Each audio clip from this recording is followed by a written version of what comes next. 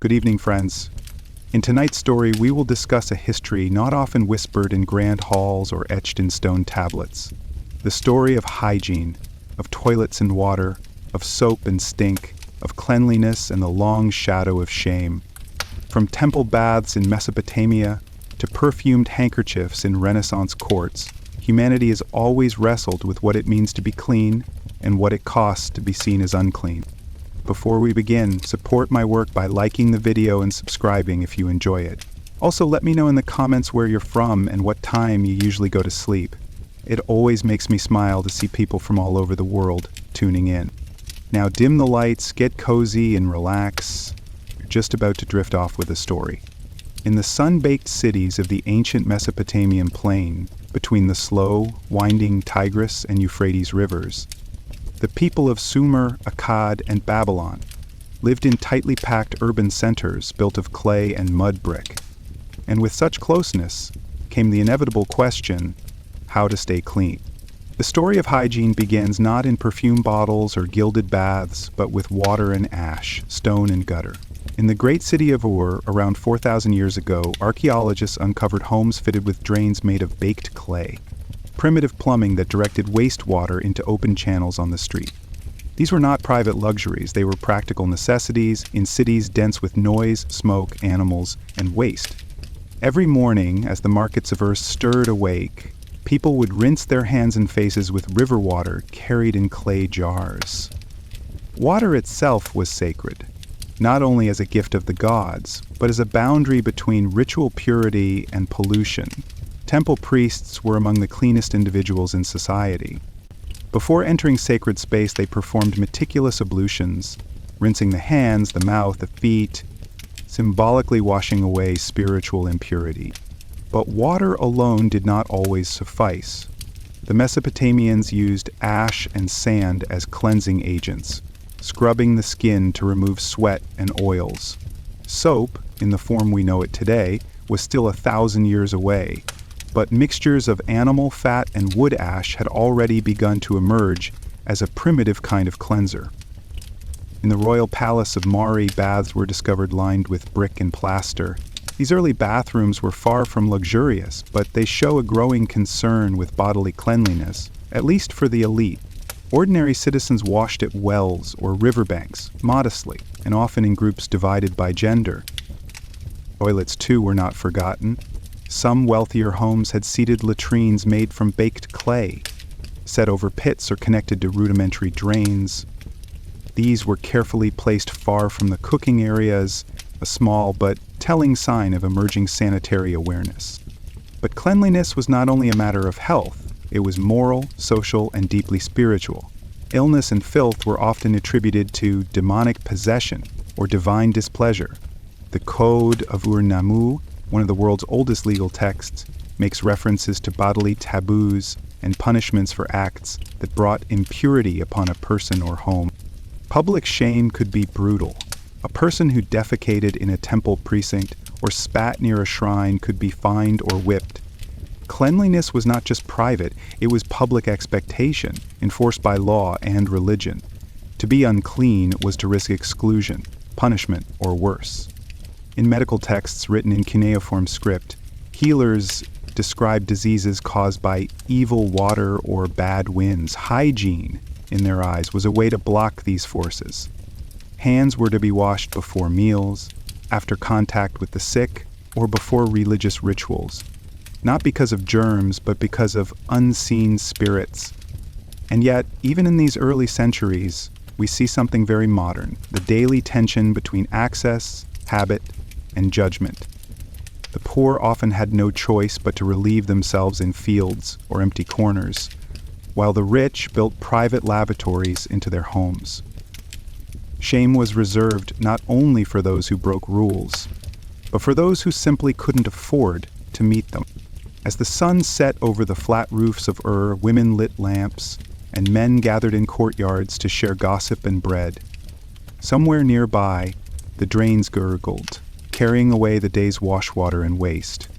And beneath it all, quietly, the foundations of sanitation and of judgment were being laid, brick by brick. The architecture of cleanliness in Mesopotamia tells us more than just how people lived.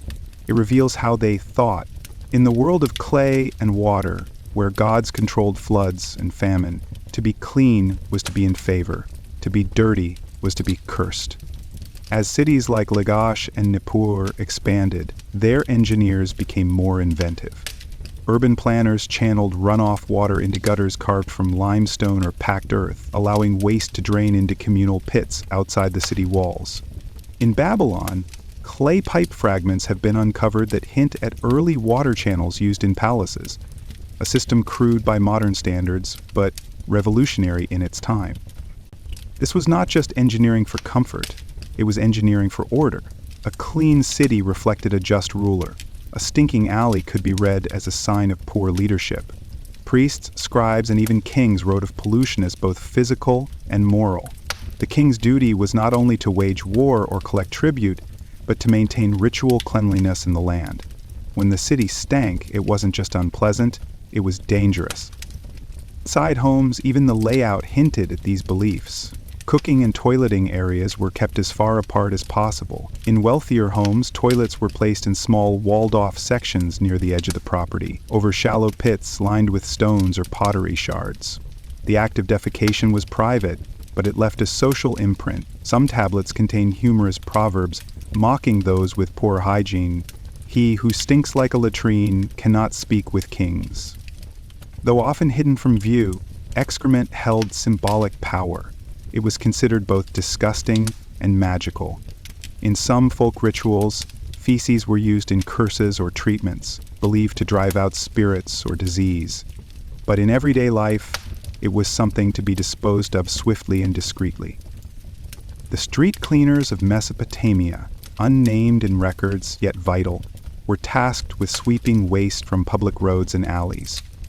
These laborers carried tools of bundled reeds and wore simple tunics.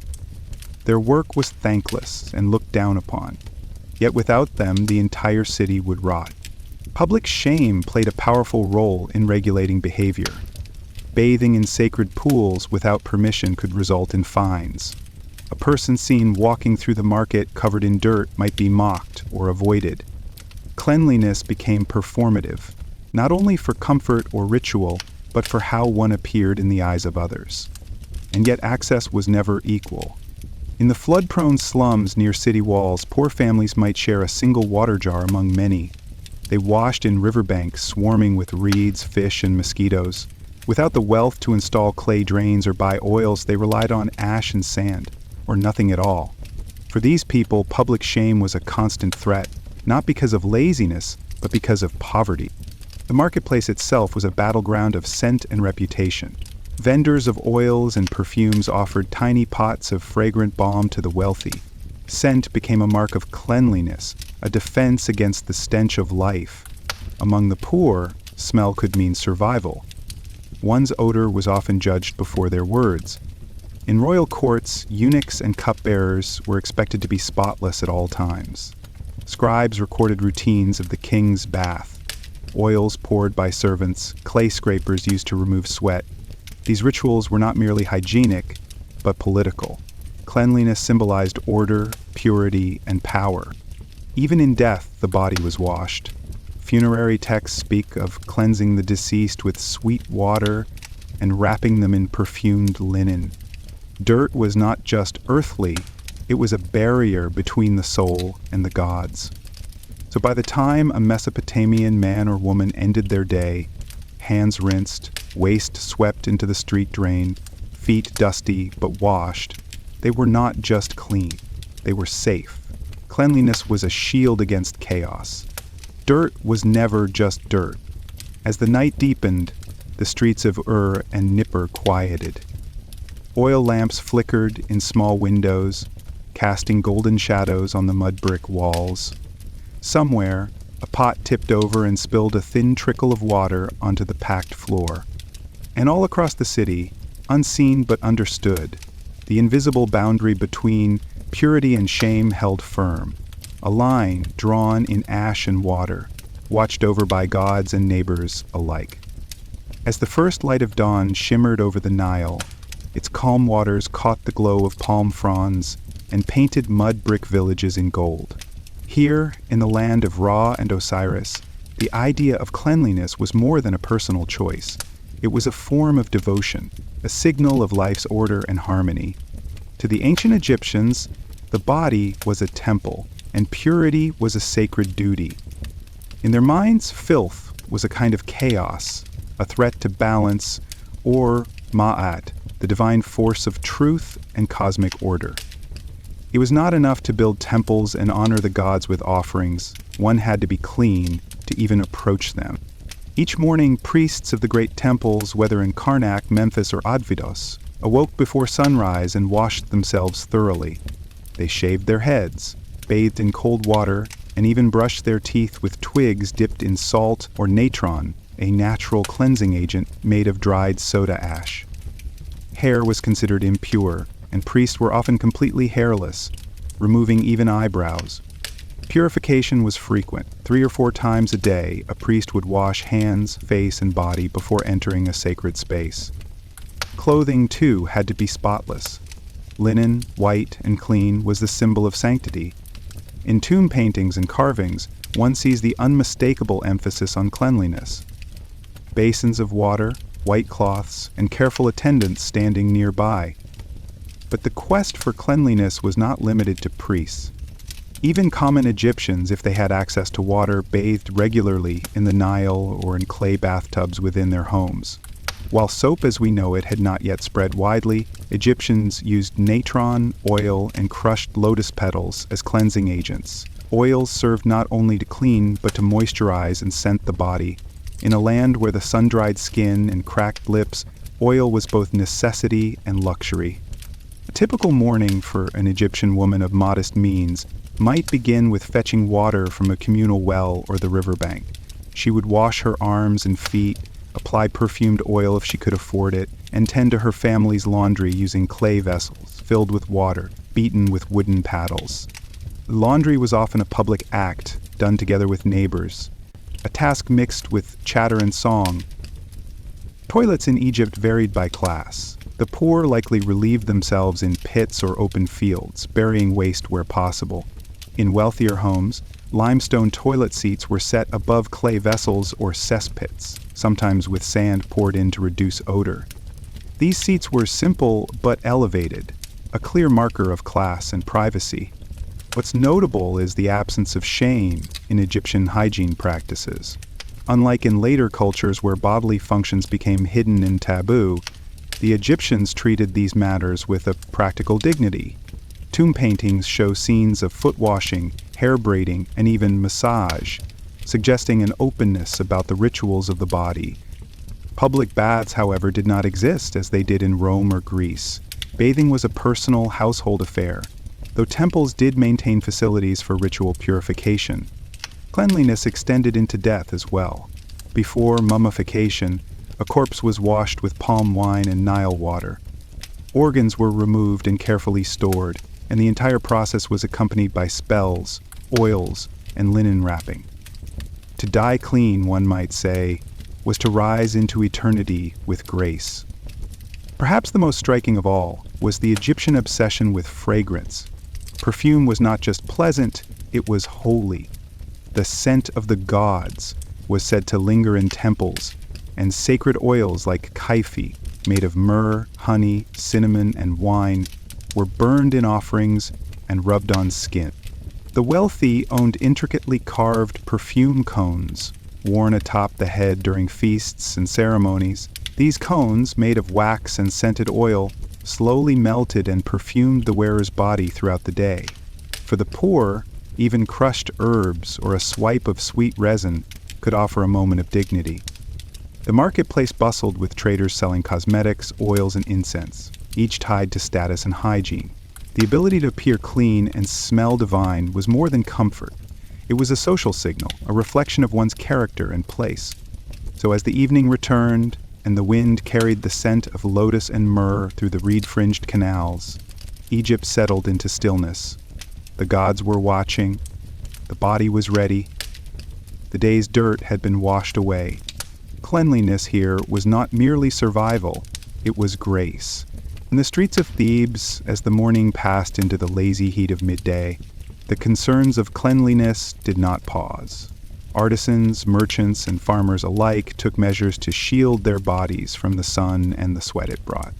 Body odor was not just uncomfortable, it was considered disorderly, a sign of neglect and imbalance. For this reason, Egyptians, men and women alike, commonly shaved their bodies, including the armpits and head, especially among the elite. Wigs were not only fashion statements, but practical tools of hygiene, easier to maintain than real hair, and often kept free of lice or dirt. Children were often shaved completely, save for a side lock of hair, which was left as a sign of youth. These grooming habits were not rooted in vanity alone. They were protective. In a land where illness could arise from rot, bites, or impurity, every hair removed was a step toward bodily control, and by extension, cosmic harmony. Public shame in Egypt took a quieter form than in other ancient cultures. There are no records of people being paraded or humiliated solely for being dirty, but social expectations were strong. To show up at a feast without fragrant oils or clean linen would be a deep embarrassment. To visit a temple without cleansing would be unthinkable. Even the statues of gods were bathed. In temples, every morning and evening, priests would awaken the statues, removing the previous day's garments, washing the divine body, and dressing it anew in fresh linen and incense. These acts weren't symbolic. They were real. The gods were treated as living beings who needed care, scent, and cleanliness. Toilet use, though less elaborately recorded than rituals, was no less important. A limestone seat in a noble's house might be paired with a pot filled with sand or ash, meant to absorb odor. In poorer households, latrines were little more than simple clay slabs over pits. Some families used shared facilities behind the house, while in rural regions, the open desert served as an outhouse, the sand quickly covering waste. Importantly, the absence of guilt or sin attached to such bodily functions is striking. Egyptian culture approached waste and filth without religious taboo, instead favoring ritual cleansing as a way of restoring order, not punishing impurity. The link between cleanliness and medicine was also well understood. The famous physician Imhotep, who lived around 2600 BCE and was later deified, wrote of maintaining bodily health through diet, exercise, and washing. Egyptian medical papyri describe how to clean wounds with beer or honey, and how to purge the body of evil substances through enemas and herbal rinses. Some prescriptions even included specific instructions for washing before applying ointments, showing a surprisingly sophisticated grasp of hygiene. Fragrance was medicine too. Kaifi, the sacred incense, was not only burned for the gods but used to freshen homes, heal coughs, and soothe the mind. Scent was purity made visible, a boundary between the physical and the spiritual. The connection between outer cleanliness and inner truth was everywhere. A clean person was seen as one who lived rightly. A dirty one was not necessarily wicked, but they were seen as out of alignment, either poor, ill, or removed from proper ritual. This social lens extended to clothing as well. Wrinkled, stained linen spoke of labor, yes, but also hinted at neglect. White linen, pressed and scented, became a uniform of virtue. Even love poetry from the time praised lovers for their sweet scent, clean limbs, and oiled hair. Among the elite, servants were assigned to help with daily grooming, applying oils, adjusting wigs, offering small pots of cosmetics. Kohl lined the eyes not just for beauty, but to ward off infection and glare. The line between beauty and cleanliness, protection and presentation, blurred until they became one. And at the end of each day, as the desert cooled and stars returned, families would gather on rooftops or in courtyards, washing the day's dust from their feet before reclining on mats of woven papyrus. Candles flickered and bowls of scented water were passed hand to hand. It was a moment of silence, of order restored. In Egypt, to be clean was to be prepared, not just for prayer or work, but for eternity. Whether one was stepping into a temple or a tomb, the message was the same. Dirt could be washed away, but impurity left unwashed would stain far deeper. In the olive silver hills and marble cities of ancient Greece, where temples rose under blue skies and amphoras lined narrow courtyards, personal cleanliness was woven deeply into daily life, sport, medicine, and status. Yet, beneath the sheen of polished limbs and sunlit baths, the Greek approach to hygiene also reflected its contradictions: public ideals, private shame, and the fear of excess. For the Greeks, the body was a mirror of the soul. To be beautiful and well kept was not vanity, it was a kind of virtue, especially for men. In Athens and other city-states, men of standing began their day at the gymnasium, not only to exercise but to cleanse and present themselves with pride. But unlike modern bathing with soap and water, Greeks favored a different method: strigil and oil.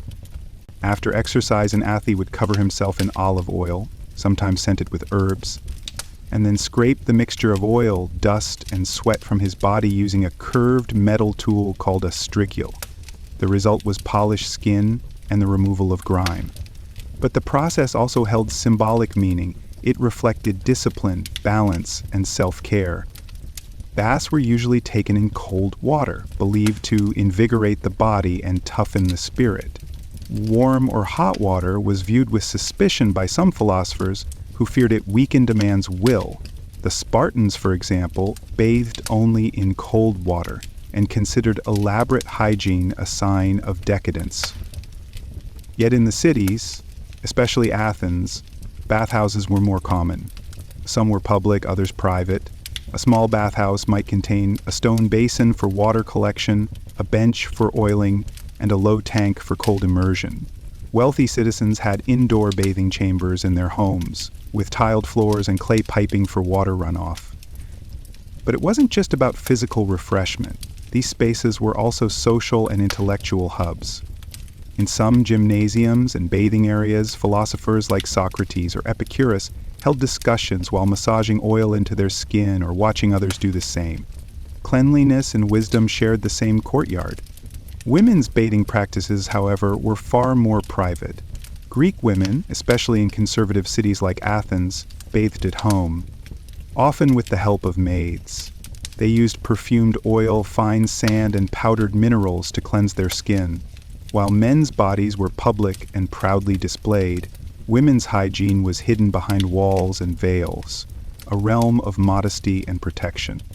This divide extended into shame. A man who failed to keep himself clean might be mocked in comedy or shunned in polite society. In Aristophanes' plays, unwashed or over-scented characters often became subjects of laughter. Too much perfume? Effeminate. Too little grooming? Barbaric. But for women, public knowledge of their bathing was often taboo. There were strict social codes about modesty, and women who bathed too frequently or appeared overly perfumed could be accused of vanity or even immorality. The line between care and suspicion was thin. Toilets, too, were a mix of innovation and simplicity. Most Greek homes had no formal toilet. People used chamber pots, which were then emptied in nearby fields or streams. In public spaces or wealthier buildings, stone or ceramic seats over drainage channels were used, often shared among several users. Privacy was rare. The Greeks cleaned themselves after defecation not with water but with stones, broken pottery shards, dostrika, or sometimes leaves. Water was used for hand washing afterward. The idea of water-based cleaning was more common in ritual washing than in toilet use. Despite these crude tools, sanitation was important in urban planning. Athens developed a system of public fountains and aqueducts, ensuring access to fresh water. Wastewater and refuse were expected to be dumped far from sacred spaces, and laws fined citizens who fouled the streets or public wells. Religious purity was another powerful force. Before entering a temple or participating in festivals, citizens were required to wash their hands and sometimes their entire bodies. Ritual washing was performed in designated basins, often filled with rainwater. To approach the gods while unclean was both impolite and dangerous. Impurity could invite divine punishment. Even in death, as in life, the Greeks washed the body. The deceased were bathed, oiled, and wrapped before burial or cremation. The act of cleansing the dead was a sacred duty, often performed by women in the household. Cleanliness sent the soul on its way. And so, in the light and dust of the Greek world, cleanliness moved between ideals and contradictions, between the naked athlete admired in marble and the perfumed woman hidden behind clay walls, between the cold baths of Sparta and the scented oils of Athens, between the glory of the body and the quiet fear of what it might reveal if left unwashed. In the late afternoon, as the white walls of Athens glowed with the light of a lowering sun, citizens moved between shadow and light, from marketplaces to porticos, from olive groves to public baths. Cleanliness by now was a ritual act, repeated in small ways throughout the day: a rinsing of the hands before a meal, a swipe of perfumed oil before a meeting, the careful combing of hair in the mirror-polished bronze of a water basin. Greek philosophers often tied hygiene to morality, though not always with the same conclusion. For Plato, a healthy body and a clean appearance reflected inner discipline and harmony. He wrote that a man's care for his body reveals the state of his soul. But Diogenes the cynic famously rejected such views, walking barefoot through filth, mocking the polished habits of the elite, and even relieving himself in public to scorn convention. This tension between order and rebellion, ideal and shame, ran deep in Greek life. In the public eye, one's scent, dress, and grooming carried weight. Slaves were expected to bathe and oil their masters, ensuring they appeared well kept in the agora or the court. For politicians and public speakers, a clean tunic and scented oil were not just comforts, they were tools of persuasion. A man who reeked of sweat and dirt could not command a crowd, however wise his words. The use of cosmetics and perfumes was common among the wealthy. Men might wear rose or myrtle oil, women favored lily, saffron, or cinnamon. These fragrances were stored in elegant alabastron jars and applied with slender sticks. Some even used lead-based powders to lighten their skin, believing paleness to be a sign of leisure and refinement. But excessive grooming could spark ridicule. A man too polished was seen as vain, perhaps even effeminate. In comedies, playwrights poked fun at perfume sellers and overly fragrant dandies. There was a narrow path between cleanliness and shame, stray too far on either side, and you invited laughter or scorn. Toilet habits, though rarely discussed openly, were a part of everyday life.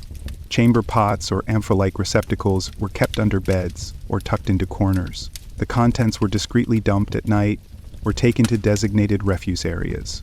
Public sanitation workers, often slaves or laborers of low status, managed the city's waste. Their role, though essential, placed them on the lowest rung of society. What's striking, though, is that Greek urban planning took sanitation seriously.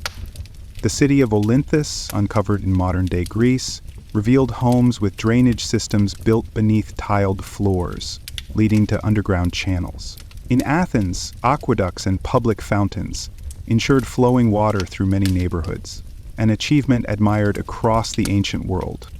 However, these advancements benefited the middle and upper classes far more than the poor. In cramped tenements or rural shacks, families shared access to wells with few resources for proper hygiene. Dirt, then, became a sign of poverty, not only physically, but morally. A dirty man was assumed to be idle, careless, or unlucky. A clean appearance offered protection, not just from disease, but from judgment. And religious festivals highlighted this divide. At the Eleusinian Mysteries, initiates had to cleanse themselves in the sea and abstain from certain foods. Cleanliness was required to approach the sacred. Yet for many, access to private baths or ritual spaces was limited. Those excluded remained outside not only the temple, but outside the fabric of higher society. There was also a fear that filth could offend the gods. Certain illnesses were believed to be divine punishments for ritual impurity. Touching a corpse without cleansing, entering a temple unwashed, or engaging in unclean acts without penance. In this way, the body became a gateway to both virtue and danger. A clean body could reflect harmony and wisdom. A dirty one might conceal guilt, madness, or transgression. Even in art, the Greeks portrayed their heroes bathed, oiled, and perfect, as if cleanliness was a divine trait. Statues of Apollo and Achilles show gleaming limbs, not only strong but pure. These were bodies untouched by decay or shame, immortal, eternal, immaculate. And yet, in private corners of the polis, dirt still clung. Children smeared with dust played in alleys. Farmers returned from fields with mud on their legs. Women scrubbed pots and soot from their arms. The ideal of cleanliness was not always lived, but it was always dreamed of. As night returned, homes were swept, basins emptied, oil lamps lit. A man might rinse his feet before bed. A woman might fold a clean chiton for the morning. The gods, they believed, favored those who slept clean. In ancient Greece, to be clean was to be civilized, but to appear too clean or not clean enough was always to risk being seen. As the sun set over the red-tiled roofs of Rome, crowds filled the streets with the clatter of sandals and conversation. Among the sounds of merchants closing shop and the calls of water sellers, one place pulsed with life above all: the public baths, or thermae. Thermae. In Rome, hygiene was not a private matter. It was public, collective, and deeply social. From the poorest laborer to the highest senator, nearly every Roman, free citizen or otherwise, took part in the daily ritual of cleansing the body in a space shared with neighbors, strangers, friends, and sometimes enemies.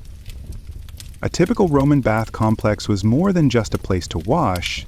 It was a temple of civilization, complete with gardens, libraries, exercise yards, fountains, and lecture halls. The grandest of these, like the baths of Caracalla or Diocletian, could accommodate thousands. Their walls were decorated with mosaics, their ceilings arched like cathedrals. Every stone whispered of imperial glory. The journey through the baths followed a sequence. One began in the apotherium, the changing room, where clothes were stored in niches or handed to attendants. Then came the palaestra, the exercise yard, where Romans trained, stretched, or played games to build a sweat. This wasn't for sport alone. Sweat opened the pores, preparing the body for cleaning. Afterward, one moved into the tepidarium, a warm room with heated floors. Here, bathers sat on benches, chatted, or relaxed in the gentle warmth. The next stop was the caldarium, the hot room, steamy and thick with moisture, heated by underground furnaces called hypocausts. It was the Roman answer to a sauna, a place to sweat out fatigue and scrub away grime. Cleaning was done not with soap, but with olive oil and a metal scraper called a strigil. Oil was rubbed onto the skin, often by one's own hand or with the help of a friend or attendant, and then scraped away, lifting dirt with it. The strigil, curved and smooth, was a familiar sight in Roman bathhouses, a symbol of refreshment. The final chamber was the frigitarium, the cold room. Here, one dipped into a cool pool, sealing the skin and refreshing the senses. It was often the quietest place, a room of closing breaths, of calm after the heat.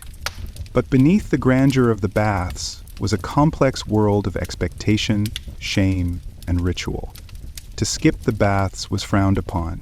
A citizen who smelled unwashed or arrived to a dinner without having bathed might be gently mocked, or harshly judged.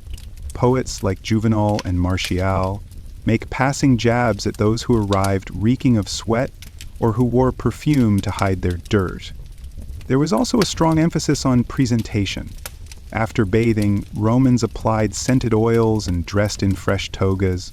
Their appearance was a statement of dignity, wealth, and cleanliness.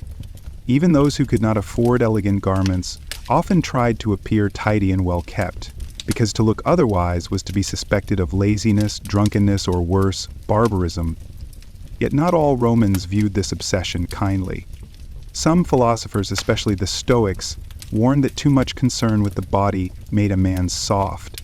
Seneca, for instance, wrote against the growing luxury of baths and perfumes, suggesting that moral strength was not found in warm water, but in the discipline of endurance.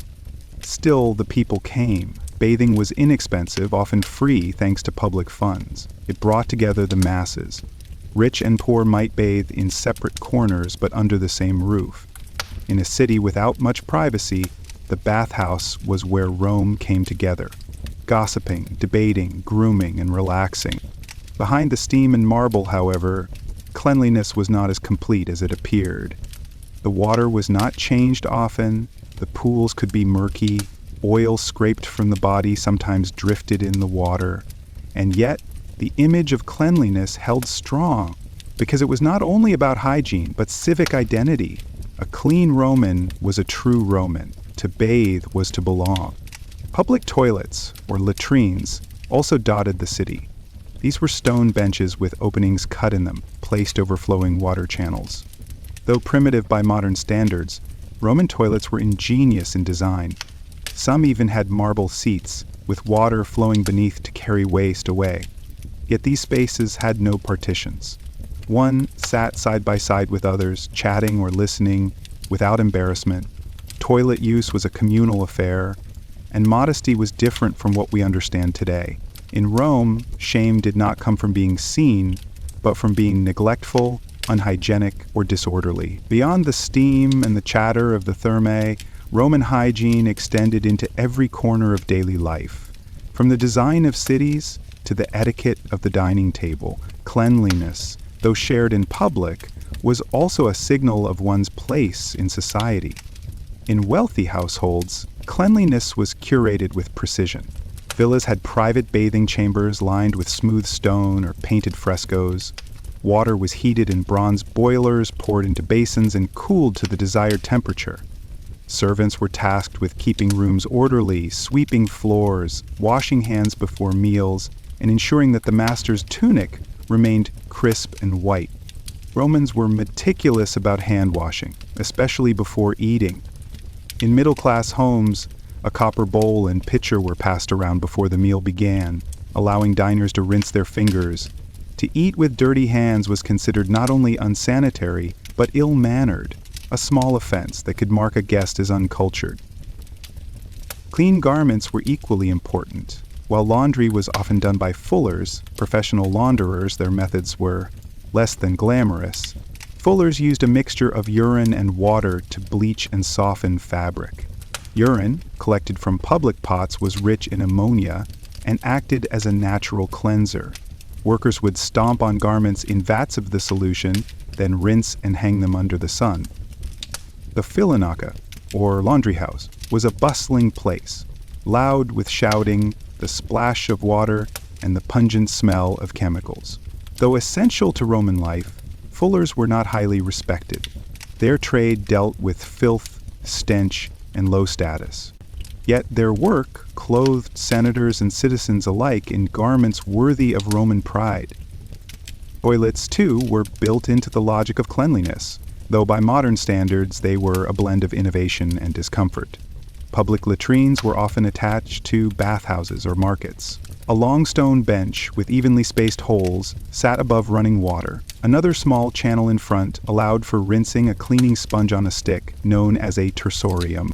This sponge was shared among users, rinsed between turns. While efficient, it was hardly hygienic in the modern sense. Still, Romans believed it sufficient. It wasn't about germ theory, that would come centuries later. It was about order. So long as water flowed, waste disappeared, and the body felt refreshed, the system worked. Yet, even in this culture of shared bathing and communal toilets, shame remained, not in nudity, but in dirtiness. To appear unwashed, especially in public, could attract ridicule. The poet Martial mocked men with greasy tunics and yellow teeth. Smell was a public trait, and a dangerous one. Someone who stank of sweat or waste might be laughed at or avoided. Smelling sweetly, on the other hand, was a form of armor. Perfumes were highly valued. Roman perfumery sold small bottles of fragrant oils: rose, myrrh, cinnamon, and almond. These were rubbed on the wrists, neck, or hair, especially before attending a feast or festival. Even those of modest means might save for a small vial, enough to offer a hint of sweetness in the air. In Roman religion, cleanliness was vital. Before entering a temple or performing a household rite, individuals would wash hands and sprinkle themselves with water. Temples had stone basins filled with sacred water for this purpose. Purity was not just outer, it allowed the worshiper to be heard by the gods, Laws, too, reflected these values. It was forbidden to dispose of waste near aqueducts or sacred groves. Certain festivals, like the Parilia, required participants to cleanse their homes and animals. The boundaries between hygiene, ritual, and state were blurred, all part of what made Rome civilized, and yet the poor lived differently. In Rome's tenements, insulae, water was scarce. Many rooms had no plumbing. Families relied on public fountains and shared toilets. Washing became a challenge. Clothing was worn until stiff with sweat. And while no law forbade a poor man from bathing, his ability to do so was often limited by time, distance, and coin. Be dirty, then, was not always a choice, but it was often punished by scorn. A poor man arriving to court in a stained tunic might lose more than his dignity. He might lose his case.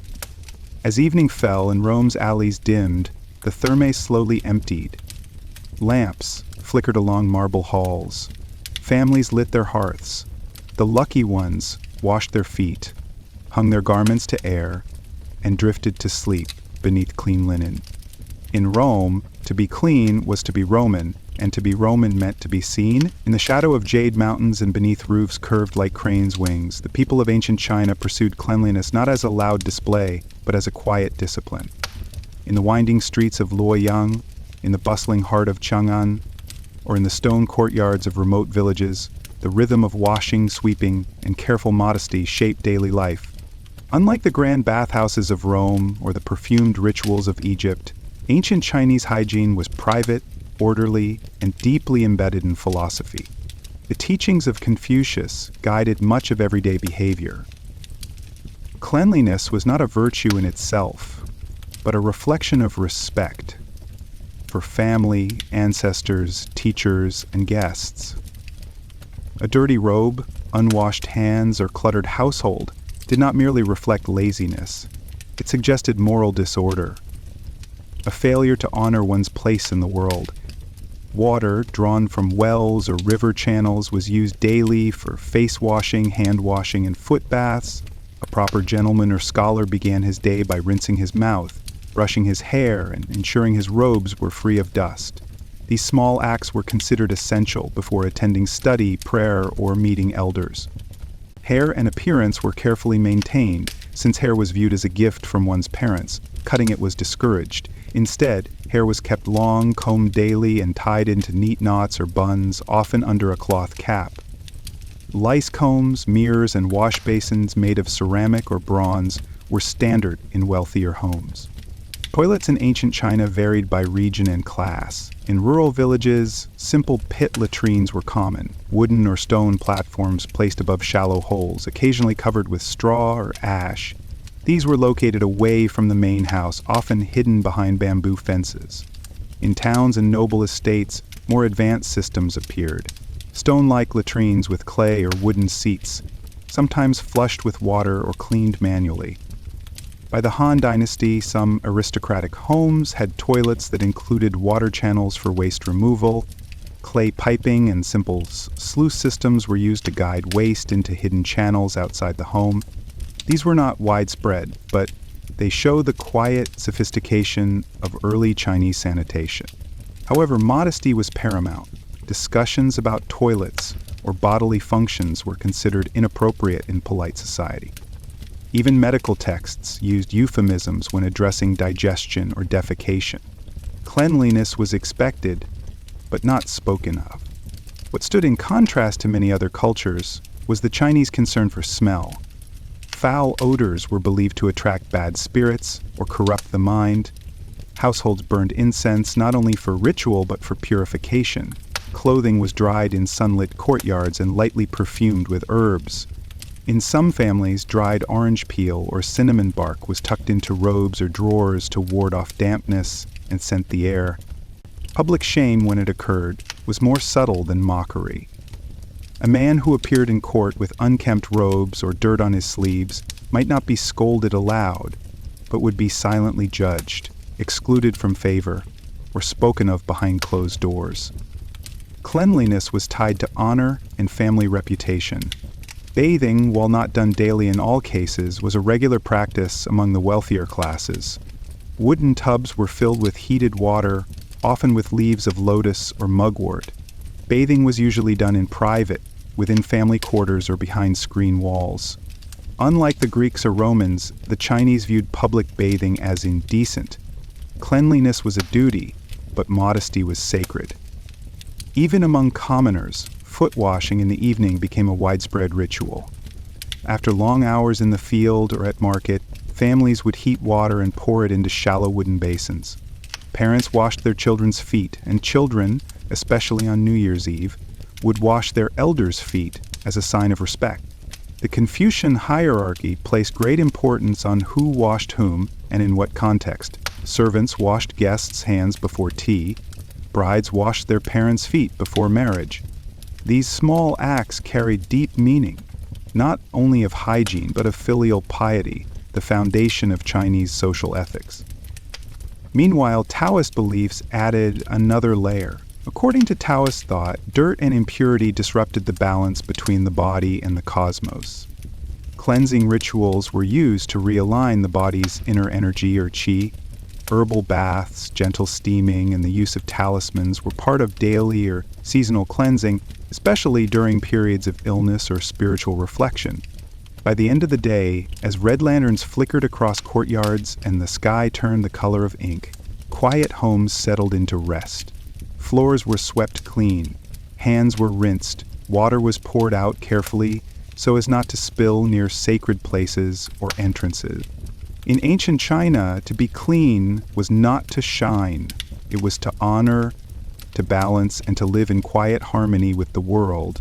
As the moon rose above tiled rooftops and painted beams, ancient Chinese households moved into their nightly routines. Hygiene didn't end with a morning wash or a clean robe. It was a lifelong practice, closely woven into etiquette, medicine, and philosophy. One of the most enduring customs, especially among the elderly and scholarly class, was the ritual of evening grooming. Before bed, men and women brushed their hair carefully, combing from root to tip to stimulate circulation and maintain balance in the body's energy, or qi. Long, healthy hair was seen not only as beautiful, but as a sign of vitality and inner harmony. Hands and feet were washed again, often in silence. In wealthier homes, servants warmed water and poured it gently into carved wooden basins. In humbler homes, each family member took turns dipping their hands and feet into the same small tub. These rituals, though simple, offered moments of peace, a way of letting the dust of the day drift away. In public life, the appearance of cleanliness carried political weight. During imperial examinations, where young men competed to earn government positions, even a dirty, ink-stained robe could mark a candidate as careless. Those who succeeded were expected to maintain a spotless appearance, not only as officials but as moral examples. Cleanliness extended to the spaces one lived in. Floors were swept daily with straw brooms. Dust was carefully removed from altars and ancestor tablets. Windows were wiped with cloths soaked in herbal water. A tidy home reflected the order of the family, and by extension, the order of the nation. And yet, sanitation remained an ongoing challenge, especially in large cities. In the urban sprawl of Chang'an, where hundreds of thousands lived behind high walls and market gates, human waste had to be managed daily. Night soil collectors, workers who emptied household latrines and transported waste to the fields, played a vital but low city role.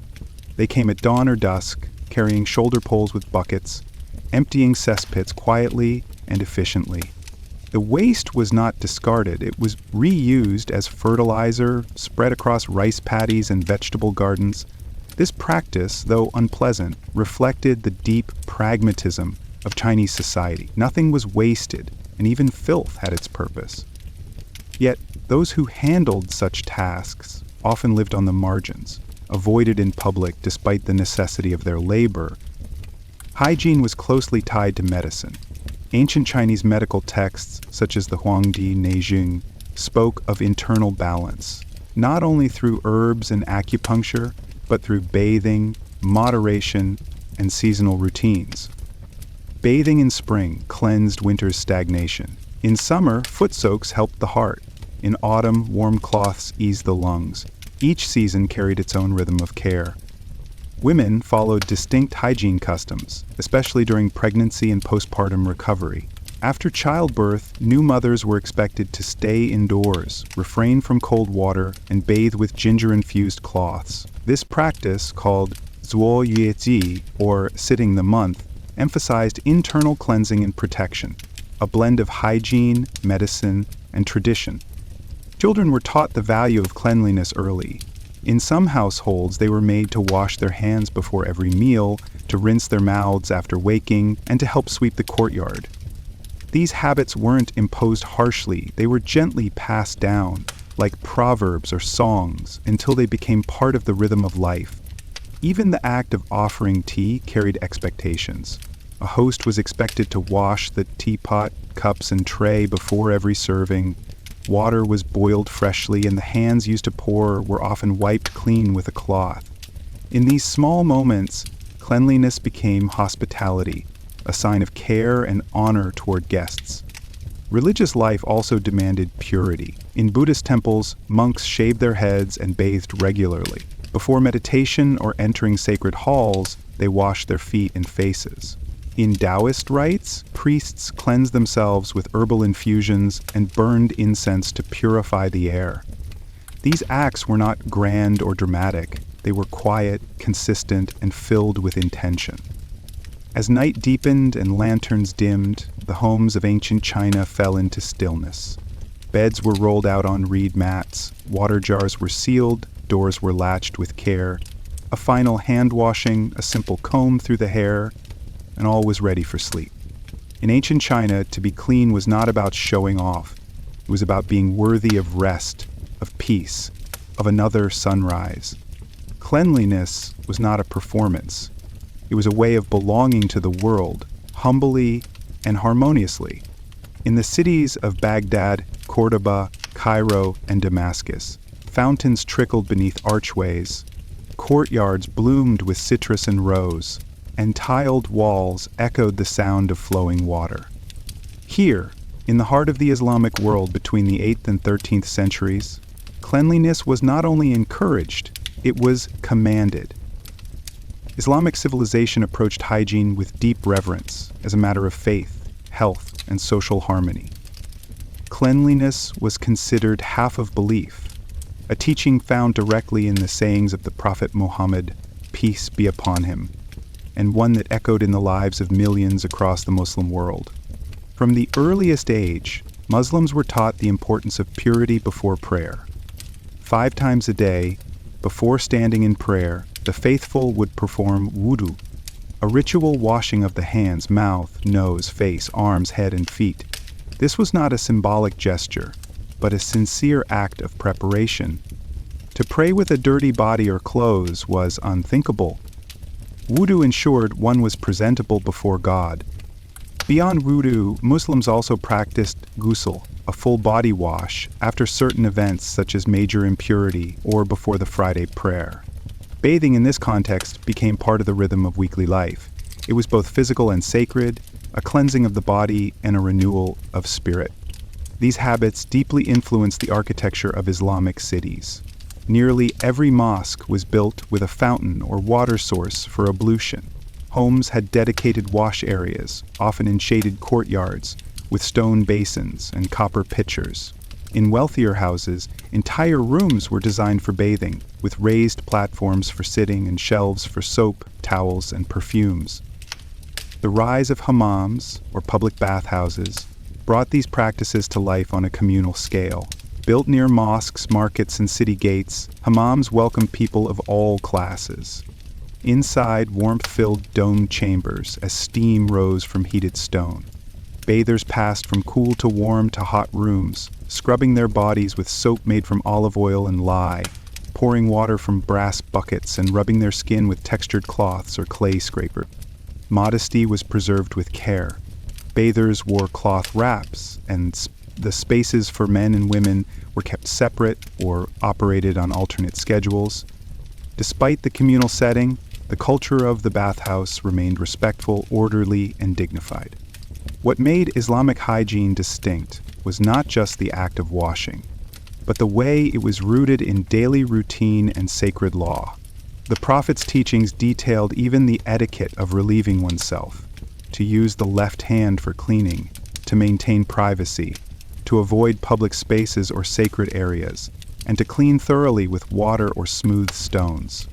Toilets in Islamic cities were small, enclosed, and usually built over drainage pits or connected to flowing water channels. These were rarely spoken of in detail, but their presence in both homes and public facilities shows a strong awareness of sanitation. The use of water for cleaning after defecation, known as istina, was a key difference from many other cultures of the time. Fragrance played an important role too. Muslims were encouraged to use perfume, especially before prayer or social gatherings. Markets in cities like Cairo and Aleppo offered a dazzling array: rose water, sandalwood, musk, ambergris. A clean scent was not luxury. It was part of presentation, part of worship, and part of welcoming others with grace. Islamic medicine also linked cleanliness to health. Physicians like Al-Razi and Ibn Sina wrote extensively about bathing, ventilation, waste removal, and the benefits of hygiene in preventing illness. Hospitals built in Islamic lands were equipped with running water, clean linens, and scheduled bathing for patients. These were not just medical centers, they were models of public hygiene centuries ahead of their time. Cleanliness touched every layer of society. Children learned it from their parents, traders practiced it before prayers in the marketplace, scholars performed ablutions before entering libraries or reciting the Quran. Even travelers on dusty roads carried small water containers, using what little they had to maintain their state of purity. Cleanliness was not about appearing respectable in front of others. It was about being respectable before God. It was a sign of discipline, order, humility, and care. In the gardens of Andalusia and the shaded alleys of Damascus, in the tiled palaces of Isfahan and the desert mosques of Arabia, this sacred rhythm of washing, wiping, and purifying shaped daily life. Quiet, constant, and deeply beautiful. As the lamps of evening flickered in clay niches, and the call to prayer echoed through the minarets, families across the Islamic world prepared for rest. Yet even at day's end, the rhythm of cleanliness continued, a habit not broken by darkness, but gently carried through it. Children washed their hands and faces before supper, mothers filled ceramic jugs for bedtime rinsing, and fathers laid out clean garments for the next day's prayer. In many homes, a small corner near the door was dedicated to hygiene: a water jar, a folded towel, and a shallow basin ready for use by any visitor or resident. Cleanliness was hospitality not only for the body but for the soul. Even among the poor, the habit remained strong. Water was drawn from public fountains or wells, often endowed as part of a waqf, a charitable endowment that ensured access for all. In Cairo, Fez, and Samarkand, these fountains were more than utilities.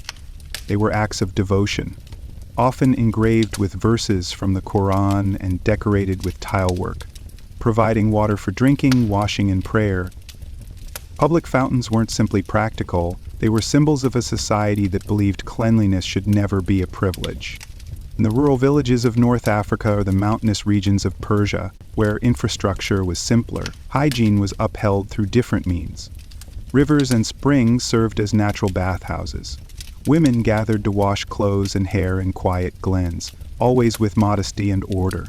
Men would bathe before Friday prayers, scrubbing with ash or earth if soap was not available. In Islam, even clean soil could be used for tayammum, a symbolic purification when water was scarce, a gentle reminder that intention mattered just as much as the act. The hammams, meanwhile, were still central. In cities like Damascus, Granada, and Istanbul, the local hammam served not only as a bathhouse, but as a social and spiritual center. People gathered here not to indulge, but to reset, to clean the body and renew the heart. Elderly men sat quietly in corners whispering prayers. Merchants spoke of trade between rinses. Young students reflected on their studies. Despite the shared space, the hammam maintained decorum. Privacy was preserved through quiet separation and proper covering. Attendants moved gracefully, offering water, fresh towels, and herbal scrubs. Scented soaps made from olive oil, laurel, or rose were used to soften the skin and freshen the senses.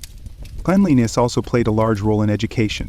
In Islamic schools, or madrasas, students were taught not only grammar and logic, but also etiquette. Books of manners, such as Adab al-Mufrad or Bidayat al-Hidayah, advised students to wash their hands before reading, to wear clean clothes in the presence of teachers, and to avoid disturbing others with foul breath or unclean garments. These were not superficial lessons, they were signs of respect for knowledge. In trade and travel, hygiene remained a priority. Caravans crossing deserts carried extra water not just for thirst but for ritual washing. Merchants paused at midday to perform wudu in shade beneath palm trees. In port cities, bathhouses stood near docks so sailors and traders could cleanse themselves before entering the mosques or markets. A clean merchant was considered trustworthy, his body reflecting his word. Fragrance, too, carried spiritual meaning. The Prophet Muhammad, peace be upon him, was known to love pleasant scents, and many Muslims emulated this tradition. Before Friday prayers or family gatherings, people applied attar, pure oil extracts from jasmine, amber, or sandalwood. In homes, bakhor, incense, was burned in clay or brass burners, perfuming garments and hallways. These scents were not just cosmetic. They were part of a deeper culture of calm, cleanliness, and care, of creating space where body, mind, and soul could dwell peacefully together. And when someone passed away, the care continued. The dead were washed gently, wrapped in clean white cloth, and laid to rest with prayers. This final act of hygiene was not a formality, it was a farewell wrapped in purity, a final gift to the body before it returned to the earth. As the night deepened and lanterns were lowered, the streets of the Islamic world fell quiet. The tiled walls of mosques cooled, the fountains ran softly in the courtyards, and homes rested in order and peace. In this civilization, to be clean was not simply to look presentable. It was to honor God, to respect others, and to live with niyyah, pure intention, in all things.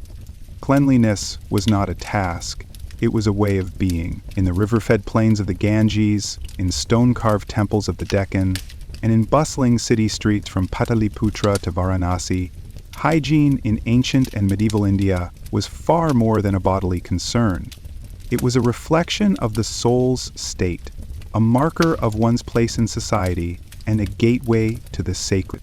At the heart of this culture stood the idea of ritual purity, a concept that governed not only bathing and eating, but touch, speech, and movement through space. Purity and pollution were not random. They were encoded in religious law, daily routine, and social expectation, reinforced through centuries of practice. Each morning, long before sunrise, countless men and women made their way to the banks of rivers and wells. The holy rivers, especially the Ganges, were believed to cleanse not just dirt, but spiritual defilement. Bathing in the river was not merely hygienic, it was sacramental. The water was cold, often silty, but it carried the promise of renewal. With cupped hands and quiet prayers, bathers let the water pour over their heads and shoulders, washing away sins and fatigue alike. For Brahmins, the priestly caste, cleanliness was central to identity. Before performing any rite or reciting sacred texts, a Brahmin was expected to bathe, wear clean white clothing, and mark their forehead with lines of sacred ash or sandalwood paste. Their homes had separate areas for washing, eating, and cooking, each with its own rules of purity.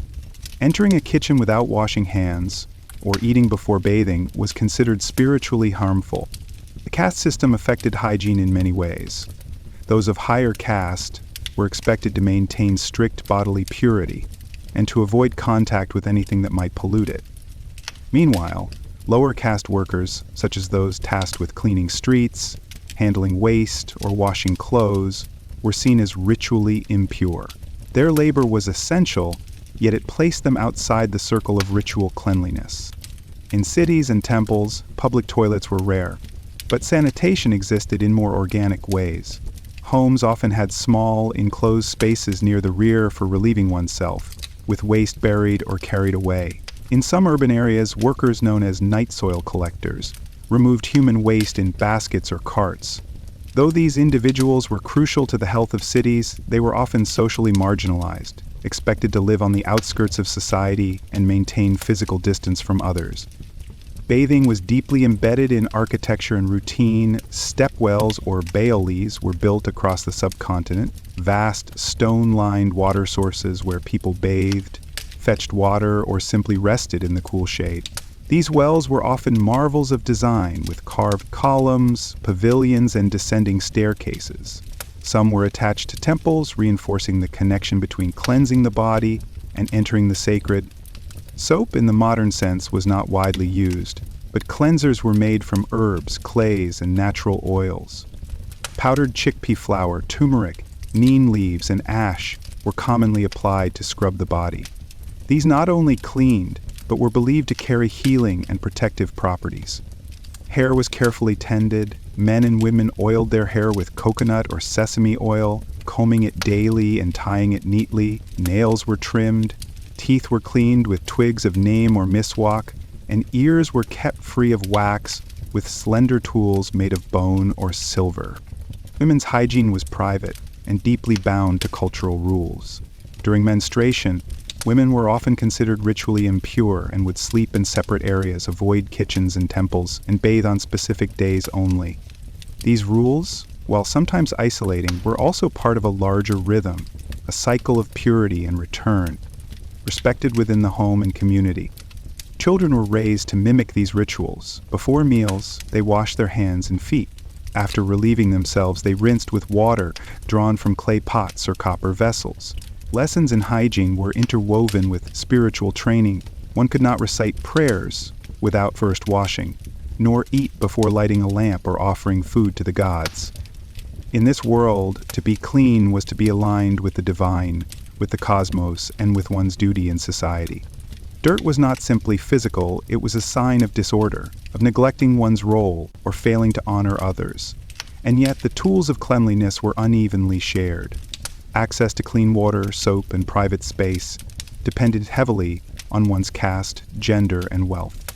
As the sun rose higher and bells rang in distant temples, the streets of Indian cities came alive. Women drawing water in brass pots, children brushing their teeth beside the well, Brahmins seated in prayer after bathing. Across caste, region, and language, the rituals of cleanliness echoed like mantras. Soft, steady, and deeply ancient. In the heat of the afternoon, when shadows shortened and the scent of turmeric rose from cooking pots, the rituals of hygiene quietly continued behind clay walls and shaded courtyards. In India, cleanliness was not a singular act, but a rhythm woven into every hour, from dawn prayers to the final rinsing of feet before sleep. For the upper castes, especially among Brahmins and Kshatriyas, hygiene was an extension of spiritual discipline. The midday bath was a common practice, especially before religious rites or meals. A second or third wash was not unusual, particularly during the hotter months or after exposure to anything considered polluting, such as funerals or contact with lower caste individuals. These actions were not always about dirt. They were about restoring ritual equilibrium.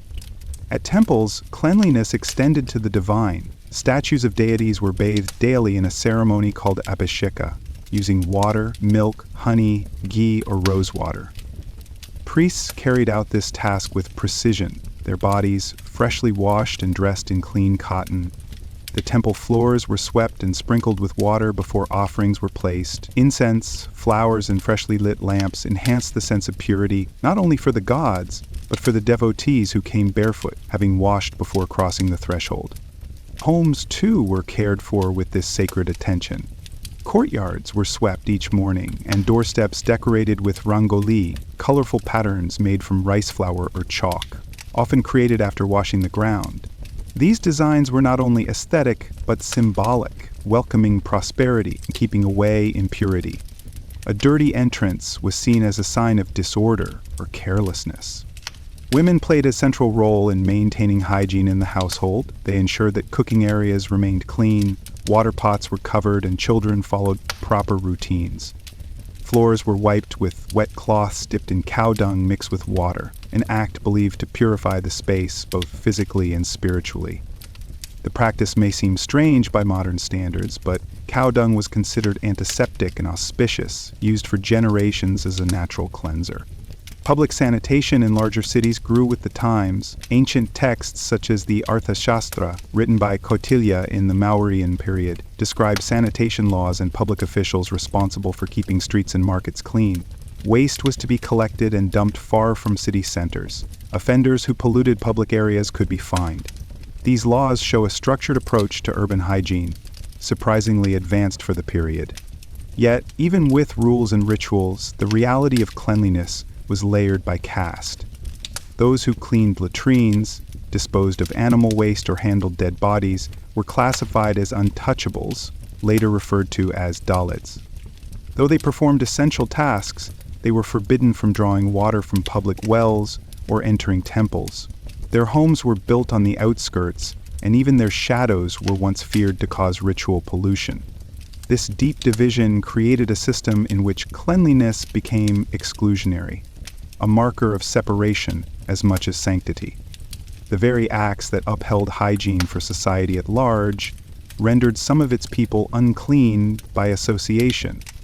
Still, these communities formed their own customs, they created separate wells, observed their own rituals, and passed down knowledge of herbal cleaning agents, salves, and wound treatments. Despite oppression, their practices preserved a unique grassroots hygiene culture, grounded in resourcefulness and resilience. Medicine in India also emphasized cleanliness. The Ayurvedic system, one of the oldest in the world, recognized hygiene as a foundation of health. Daily routines, dinacharya, included brushing teeth with herbal sticks, rinsing the mouth, cleansing the nasal passages, oiling the body, and bathing. Specific oils and pastes were recommended for different seasons, body types, and ages. Cleanliness in Ayurveda was not superficial, it was a path to balance and longevity. Even among travelers and merchants, the expectation remained. Itinerant monks and pilgrims carried small kits, a cloth to sit on, a water pot for washing, and simple herbal powders. Before entering a town, they would bathe at the edge of a river or use minimal water to cleanse their feet and hands. Their appearance was humble, but always orderly. At day's end, Indian homes moved into a state of evening preparation. Children were bathed in metal tubs. Elders wiped their feet, and clothes for the next morning were set out clean and folded. Lamps were lit, floors swept, and water drawn for the next day. Everything in its place, everything renewed. For in this land, to be clean was not just to be ready for the next task, it was to show gratitude for the day, to honor one's ancestors, and to make peace with the world before sleep. In the shadowed alleys of medieval towns, and behind the stone walls of castles, cleanliness was a fragile and fleeting thing. The flicker of candles lit dirt-packed floors. Rainwater dripped from wooden eaves into open gutters. And yet, even in this dim and difficult world, people did try to remain clean. Not always successfully, and not always kindly, but earnestly in their own way. The Middle Ages spanned centuries and kingdoms, from the forests of Saxony to the markets of Paris, from the monasteries of Ireland to the merchant ports of Venice.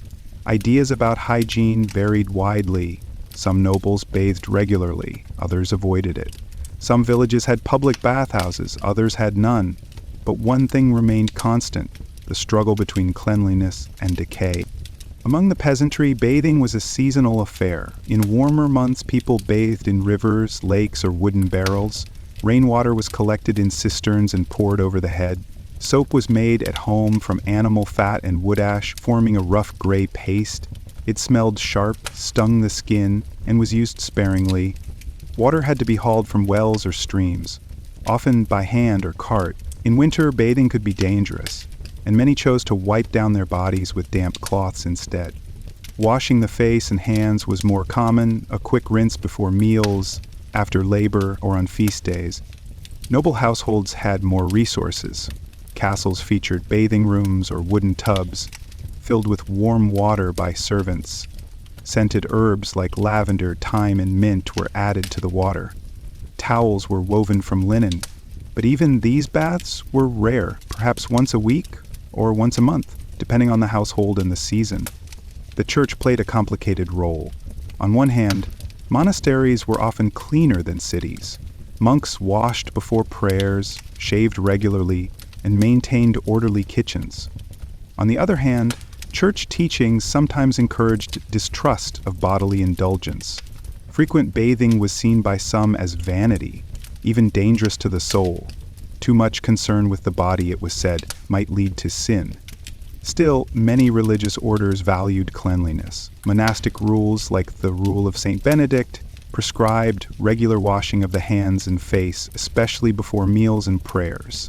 Monasteries also maintained some of the best-managed latrines and drainage systems in medieval Europe, a quiet but significant contribution to public hygiene. Cities, however, told a messier story.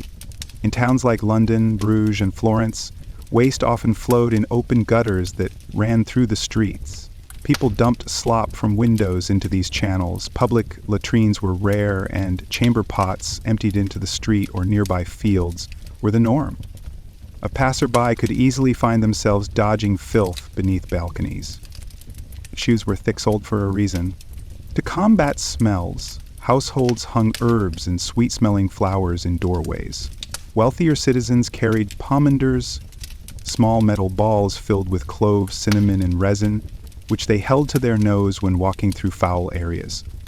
These were not only to mask stench, but believed to protect against illness, which was thought to spread through bad air or miasma. Children were often cleaned by their mothers with cloths, combs, and rinses. Hair was checked for lice.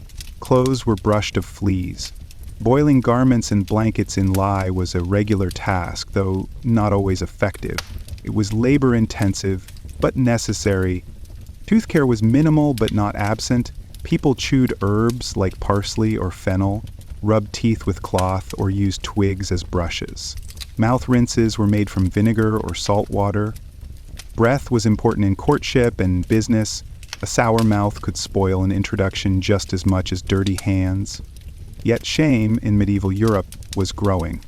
By the later Middle Ages, public shame became a tool not just for uncleanliness, but for any behavior seen as improper. Towns developed laws against throwing waste into streets or urinating in alleys. Offenders were fined, shamed, or even displayed in stocks or pillories. Being seen as unclean became more than unpleasant, it became punishable. This was not only about health but public order. In cities trying to attract trade, reputation mattered. A dirty street could lose merchants. A foul-smelling guest house could be empty by nightfall. Thus, in this world of disease and devotion, of prayer and plague, cleanliness emerged not as a luxury, but as a struggle. A daily battle fought with ash and vinegar, with boiling pots and scrubbed floors, with rough towels and cautious hope. And when the bells rang for vespers and candles flickered in windows, people wiped their hands, rinsed their faces, and gave thanks, not for perfection, but for the little clean space they'd carved in a world filled with dust. As the evening fog rolled through narrow, cobbled streets and the last tradesmen shuttered their stalls, medieval households turned inward. Fires were stoked, bread was shared, and the quiet routines of domestic cleanliness began. A cloth dipped in water, a hand rinsed in a clay basin, a floor swept with a broom of bundled twigs. Within castles and manor houses, the routines of hygiene were somewhat more refined. Noblewomen oversaw the cleaning of chambers and clothing, often with a team of servants. Linens were washed in river water and beaten on flat stones. Towels and bed sheets were dried in the sun and sprinkled with lavender or rosemary. In some households, hot stones were wrapped in cloth and placed in water to create warm baths, especially in colder months. Wooden bathtubs were brought into bedchambers, lined with cloth or canvas and filled with buckets of heated water. Privacy was provided with curtains or folding screens. The bather wore a linen shift or cloth wrap, and the water might be scented with rose petals or chamomile. These baths, while occasional, were moments of peace and dignity in a world often filled with hardship. In towns, public bathhouses, known in many places as stews, served as centers for both hygiene and social gathering. Before the 14th century, many European cities had dozens of such establishments. They were used by both men and women, usually on alternating days. Visitors brought their own towels and soap, and bathed in a communal wooden tub or a heated room filled with steam. Bathhouses were seen as symbols of civility, a mark that a city was ordered, prosperous, and morally upright. But as the centuries progressed, bathhouses developed a mixed reputation. Some were associated with improper behavior, and during times of plague or disease, public fear turned against them. Warm, moist spaces were seen as dangerous, believed to open the body's pores and let in poisonous airs. This fear grew stronger during the Black Death of the 14th century. Many physicians warned against bathing, claiming it weakened the body and made it vulnerable. People began to avoid water and instead rubbed themselves with cloth, changed undergarments more often, and turned to perfumes and powders to mask odor. The rise of dry hygiene, cleaning without water, became common in wealthier circles. Meanwhile, the church's influence on hygiene was complex. Some priests encouraged cleanliness, linking it to moral purity. Others warned against excessive bathing, claiming it stirred vanity or temptation. Saints were praised for their dirt-covered austerity, while monks quietly continued their disciplined routines of washing and shaving in cloisters. Among the poor, efforts were made with what little was available. Straw bedding was aired, rags were rinsed and reused, children's faces were wiped with water from wooden bowls. In cities, laws slowly emerged to manage public cleanliness. Regulations on where waste could be thrown, how often streets should be swept, and the placement of communal latrines. By the 13th and 14th centuries, waste removal became more organized. Towns hired workers to clear refuse, maintain gutters, and cart human waste to fields outside the city. Some cities built covered sewers or diverted rainwater through stone channels. It was far from perfect, but it was progress. Social shame also played a growing role in behavior. Public fines, ridicule, or exclusion were tools used to pressure citizens into following hygiene norms. A man who relieved himself in a church alley might find his name posted publicly. A merchant who allowed his shop to stink of rot might lose customers. Cleanliness became social currency not only in religious or royal courts, but in the daily life of common townspeople. Among women, especially in noble and urban households, personal grooming gained new importance. Hair was combed and braided daily, perfumes were applied, and hands were washed before meals. A clean, composed appearance reflected not just beauty, but discipline and moral standing. Dirty fingernails or unwashed hair might suggest carelessness, or worse, vice. Even in medicine, awareness of hygiene was growing. Midwives, barber surgeons, and apothecaries washed hands before treating wounds or delivering infants. Though not based on germ theory, this intuition helped reduce infection and showed that clean hands were safer hands. By the late Middle Ages, small steps forward in hygiene reflected a deeper shift, a move from mere survival toward public responsibility, moral order, and civic pride. These were the foundations on which later sanitation revolutions would be built. As the bells tolled for curfew and shutters were closed for the night, candles flickered behind stained glass windows. A mother wiped her child's face with a damp cloth. A monk closed the cloister gates after rinsing his hands in the stone basin. A servant folded clean linens at the end of a long day. In a world still heavy with disease and dirt, these quiet acts of care, a cloth, a comb, a cup of clean water, became acts of hope. In the golden courts of Florence and the candlelit streets of Paris, a new age was stirring. The Renaissance brought not only art and science, but a renewed interest in the body, how it looked, how it moved, and, most importantly, how it smelled. This was a world where powdered wigs replaced helmets, perfumes covered the scent of horse-drawn cities, and linen was the first defense against judgment. Cleanliness was no longer just a matter of health or ritual. It had become a symbol of refinement, self-control, and reputation. In the homes of nobles and wealthy merchants, linen undergarments were changed frequently, sometimes daily, even if bathing remained rare. These linens absorbed sweat and oils, and were then boiled or scrubbed with soapwort and lye. Since full-body bathing was still viewed with suspicion in some circles, thought to weaken the body or expose one to bad airs, many Renaissance Europeans practiced what we might call dry hygiene, wiping the body with cloth, changing layers, and masking odors with scents. Soap was more available than in earlier centuries, made from olive oil or animal fat mixed with ashes and herbs. It was traded widely and produced in workshops across Italy, Spain, and France. But it was still expensive, used more for clothing and hands than for full-body washing. Fragrance, on the other hand, was everywhere. Perfume became a social language. Visitors to courts dabbed lavender oil on their gloves, applied rose water to their sleeves, or tied scented sachets inside their collars.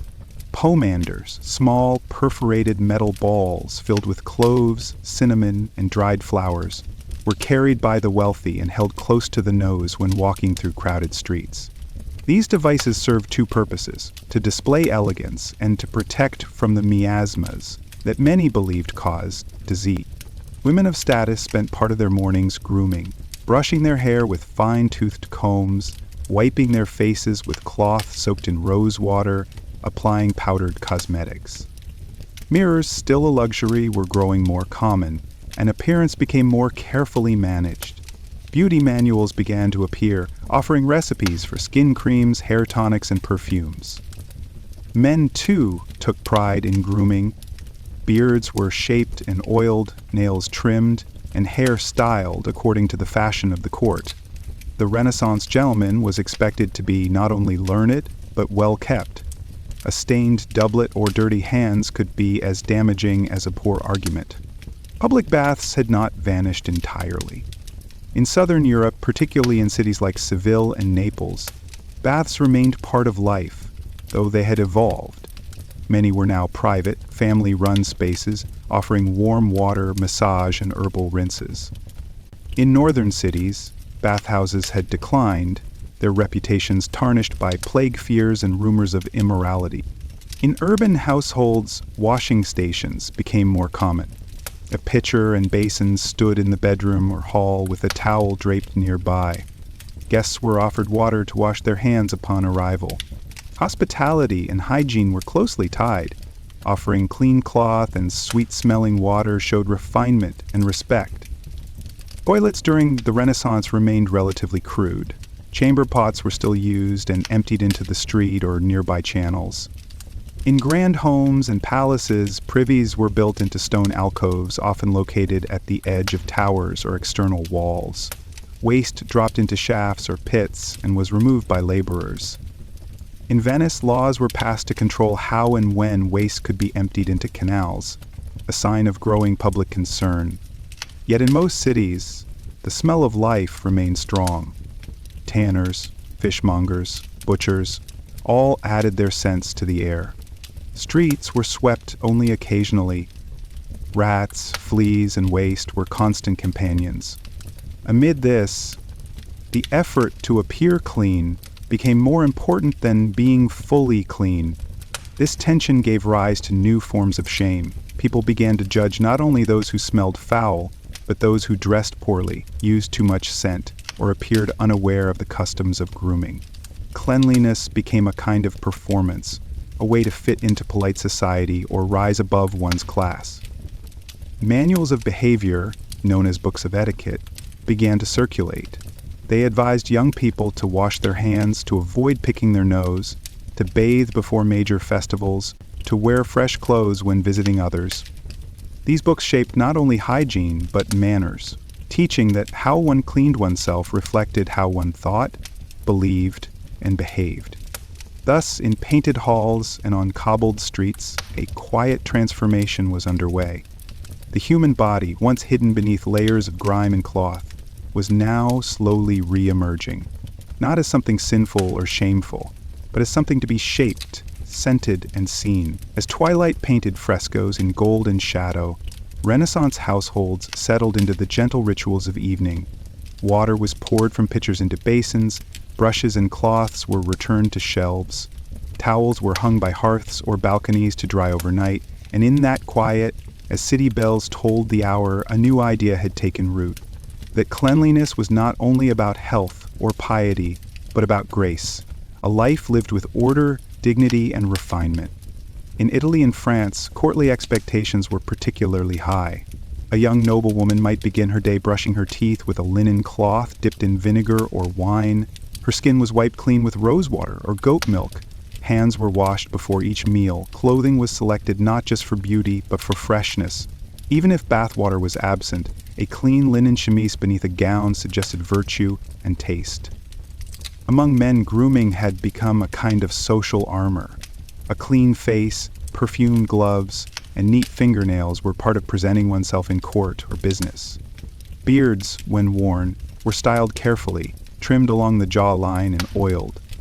To neglect one's appearance was to risk being seen as uncultured, or worse, as common. But even as the upper classes polished their image, life for the poor remained hard. In cramped tenements or rural villages, access to clean water was limited. Public fountains were shared by dozens. Soap was expensive and often unavailable. Many bathed rarely, using cloth or ash to clean the skin. In some towns, public bathhouses were the only option, and even these could be seasonal or restricted by price. Yet this didn't mean the poor were indifferent to hygiene. On feast days and holy occasions, families would scrub their faces, brush their clothes, and wash the feet of children. Old perfume bottles might be refilled with boiled herbs. Cleanliness was seen as an aspiration, something tied to dignity even in hardship. In cities, laundresses and barbers were essential figures. Laundresses boiled clothes in large copper cauldrons, using soap and lye. Barbers didn't just cut hair. They shaved faces, trimmed nails, cleaned ears, and sometimes even performed minor surgeries. These tradespeople were often among the few who helped maintain public cleanliness, despite their low status. Cleanliness also found a stage in rituals and religion. Churches remained powerful moral centers, and appearing clean at Mass or confession was a sign of reverence. Before entering a church, people often wiped their hands and dusted off their shoes. Some towns placed stone basins outside the doors, filled with holy water, not just to bless, but to cleanse. There was also a growing interest in science and the body. Scholars like Leonardo da Vinci studied anatomy and physiology with careful attention, drawing the human form in clean, mathematical lines. Physicians began to link health with environment, noting that dirty air, stagnant water, and foul smells could contribute to illness. Though still based on miasma theory, these ideas nudged society toward better sanitation practices. Among women, menstruation and childbirth were deeply private, yet closely tied to hygiene. Midwives guided expectant mothers in bathing rituals, fumigating rooms with herbs and boiling linens. After childbirth, women were churched, a rite that included prayers and often a ceremonial bath or change into fresh clothing. These acts weren't just symbolic, they reflected a shared belief in renewal through cleanliness. In grand cities like Venice and Florence, public works projects began to take shape. New sewers were planned, streets were paved, waste disposal was organized into zones. In some cities, people were fined for throwing refuse into canals or walkways. Officials were appointed to oversee street cleaning and water access. These changes were uneven, but they marked the beginning of urban hygiene as civic responsibility. Etiquette books continued to influence behavior. Writers like Erasmus, in his work on civility in children, instructed youth to wash their hands, avoid spitting in public, and keep their clothes clean. These lessons were not merely about hygiene, they taught respect, restraint, and awareness of one's presence in shared space. Cleanliness in this age had become a language, one spoken through fabric, fragrance, posture, and polish. And yet, behind all the rituals and rules, one quiet truth endured, that beneath the silks and lace, the scented gloves and powdered cheeks, the human body remained what it always was, vulnerable, changing, and in need of care. As night deepened, Households lit their final candles. Children were wiped down with damp cloths. Bread was covered. Water jars were sealed. A father rinsed his hands. A daughter folded her best dress. And all across Renaissance Europe, people went to bed not perfect but prepared. Because in this world, to be clean was not to be flawless. It was to be ready, to be seen. As the 17th and 18th centuries unfolded, the grand halls of Paris, London, and Vienna buzzed with new ideas. Telescopes turned upward, microscopes downward. The printing press multiplied opinions, and salons filled with debate. But amid this clamor for truth and progress, one quiet problem lingered in every street and drawing room: smell. Cities were growing, fast. London doubled in size in just over a century. Paris expanded beyond its medieval walls. With more people came more waste. Sewers overflowed, animals roamed freely, and chamber pots were emptied into alleys and rivers. The stench of manure, rotting food, and unwashed bodies hung in the air.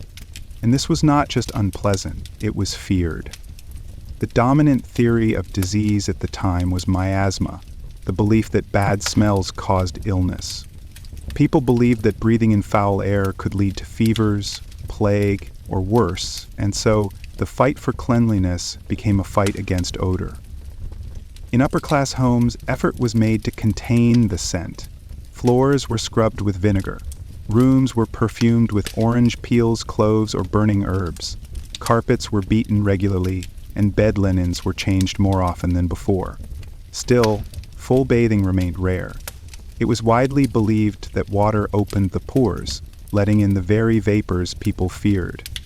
Instead, people changed clothes frequently, especially undergarments. Clean linen became the hallmark of a refined person. A lady might change 3 times a day, not because she had bathed, but because the fresh linen itself was considered purifying. The whiter the cloth, the higher the status. It was a visible sign that one had the means to keep up appearances. Perfume remained a major part of personal hygiene. Men and women dabbed scented water behind the ears, on wrists, and in their hair. Gloves were perfumed with ambergris, lavender, or rose. Handkerchiefs were soaked in cologne and pressed to the face in crowded areas. In a world where everyone smelled something or someone, to smell sweet was to be civilized. But as the Enlightenment deepened, so did curiosity about the body. Scientists like Antony van Leeuwenhoek peered into microscopes and saw for the first time a teeming world of tiny creatures, bacteria and microbes. Though the full connection to disease had yet to be made, this discovery cast doubt on the old theories. Could it be that invisible filth, not just foul smells, was the source of illness? This shift began slowly. Hospitals started washing linens more frequently. Some physicians recommended airing out sick rooms. Quarantine laws tightened. Midwives and surgeons were taught to clean their tools with alcohol or boiling water. These were early steps toward a more modern understanding of hygiene. In the cities, public concern grew. The filth of the poor was no longer seen as merely unpleasant, it was seen as dangerous. Reformers pushed for better waste disposal, and in many towns, the first large-scale sewer systems were planned. London's Fleet River was covered over, Paris dug deeper drains. But even as these changes took root, old habits persisted. Public toilets were few, chamber pots remained common. In some homes, commodes with ceramic bowls were kept in bedrooms and emptied each morning. Servants carried out the waste, often without proper tools or protection. It was thankless, dirty work, and the people who did it were often invisible to polite society. Bathhouses had largely disappeared in many northern cities, though they still lingered in southern Europe and parts of the Ottoman world. Private bathing returned slowly, often in the form of foot bath, sponge baths, or occasional full immersions. The wealthy might have large copper tubs in their homes, filled with heated water and scented oils, but most still relied on a cloth and a basin.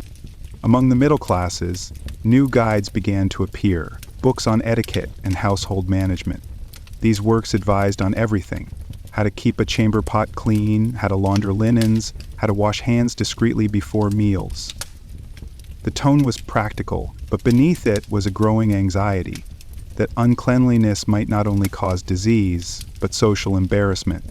Because now, to be clean was not only to be safe, it was to be seen as enlightened. In candlelit parlors and smoky taverns, across lectures and courtrooms, the conversation of the Enlightenment slowly turned to matters of the body. Not just its beauty or biology, but its maintenance. To be clean by the 18th century was not simply to avoid disease. It was to prove oneself orderly, disciplined, and civilized. Among the upper classes, cleanliness became part of daily ritual. Morning began with a light sponge bath, a linen cloth soaked in warm water and gently rubbed over the body. Hands were washed with scented soap, faces patted dry with clean towels. Teeth were wiped with cloth and rinsed with vinegar or wine. Hair was brushed and powdered. For men, beards were shaved or trimmed. For women, hair was dressed and perfumed. These routines were usually done in private, behind modesty screens or within curtained dressing areas. Personal servants, particularly maids and valets, played a critical role, warming water, preparing towels, setting out clothes, and cleaning up afterward. Though often invisible in paintings and diaries, they were essential to the rituals of cleanliness in elite homes. In middling households, routines were simpler, but still observed.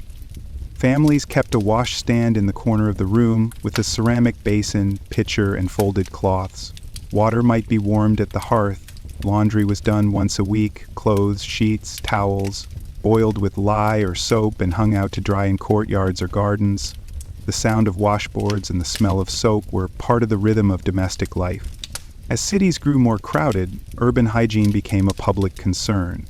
Reformers began to speak not just of cleanliness in the home, but in the street, the market, the hospital. The idea of civic sanitation took shape. In London, physicians and city officials debated the placement of waste pits and slaughterhouses. In Paris, efforts were made to clean the Seine and remove dead animals from roadways. The first street cleaning brigades emerged, often made up of the poor or criminally sentenced. These men, covered in filth and hauling carts, became the hidden backbone of urban hygiene. Despite these advances, understanding of disease remained partial. Many still feared miasma, the belief that foul odors cause sickness. Thus, the focus was often on masking or removing smells. Homes were aired with open windows, herbs were burned to purify rooms, streets were sprinkled with lime or ash. Doctors walked with scented canes, holding them to their noses as they visited the sick. In hospitals, the need for cleanliness was increasingly recognized. Linens were washed between patients. Floors were scrubbed more often. Tools were boiled or rinsed in spirits. While not fully effective by modern standards, these early efforts reflected a shift, a move from ritual cleanliness to practical sanitation. Women played a central role in domestic hygiene. Housewives supervised laundry, taught children to wash their hands, and kept kitchen spaces tidy. New books appeared, like The Female Economist and Household Management Guides, offering detailed instructions on how to run a clean home. These texts framed cleanliness not only as healthful, but as moral duty. Clean clothes became a symbol of a well-run household. White aprons, scrubbed doorsteps, neatly folded sheets, all signaled a family's character and values. To be seen with dirty hands or rumpled clothes was not just shameful, it might imply laziness or even moral failing. Among the poor, hygiene was harder to maintain. Water was often drawn from shared wells or public fountains. Soap was precious. In tenements, dozens might share a single chamber pot or privy. Yet even here, people made efforts, wiping floors with cloths, washing children's faces before church, boiling rags to disinfect them after illness. In some towns, public washhouses were established, open-air spaces where women gathered to scrub laundry in communal basins. These were places of labor, but also of conversation, solidarity, and subtle pride. A woman with the cleanest sheets, the whitest shirt, might gain quiet respect among neighbors. By the end of the 18th century, public baths began to return in some cities. Influenced by ancient Roman ideals and Turkish hammams, these were promoted as both healthful and refined. Some catered to the wealthy, offering marble pools and herbal steams. Others served the working class with modest tubs and warm water for a small fee. The Enlightenment had not yet unlocked the germ theory of disease, but it had set the stage through curiosity, reform, and the belief that humans could improve their world by thought and action. Cleanliness was no longer a simple habit. It had become a philosophy, woven into the fabric of science, society, and the self. As night fell on the streets of Paris and Edinburgh, a servant folded the last towel. A mother poured warm water for her daughter's evening wash. A student wiped his desk with a damp cloth before reading by candlelight. And across the continent, in homes large and small, people prepared themselves, not for public display, not for divine favor, but simply to be clean. Because now, to be clean was to be modern. The clatter of wheels and the hiss of steam echoed through the growing cities of 19th century Europe. Brick by brick, the world was changing. Factories rose where fields once stood, tenements stacked skyward, railroads carved through countryside and town alike. But as industry surged ahead, the body was left behind. In these new industrial cities, the smell of progress was also the smell of waste.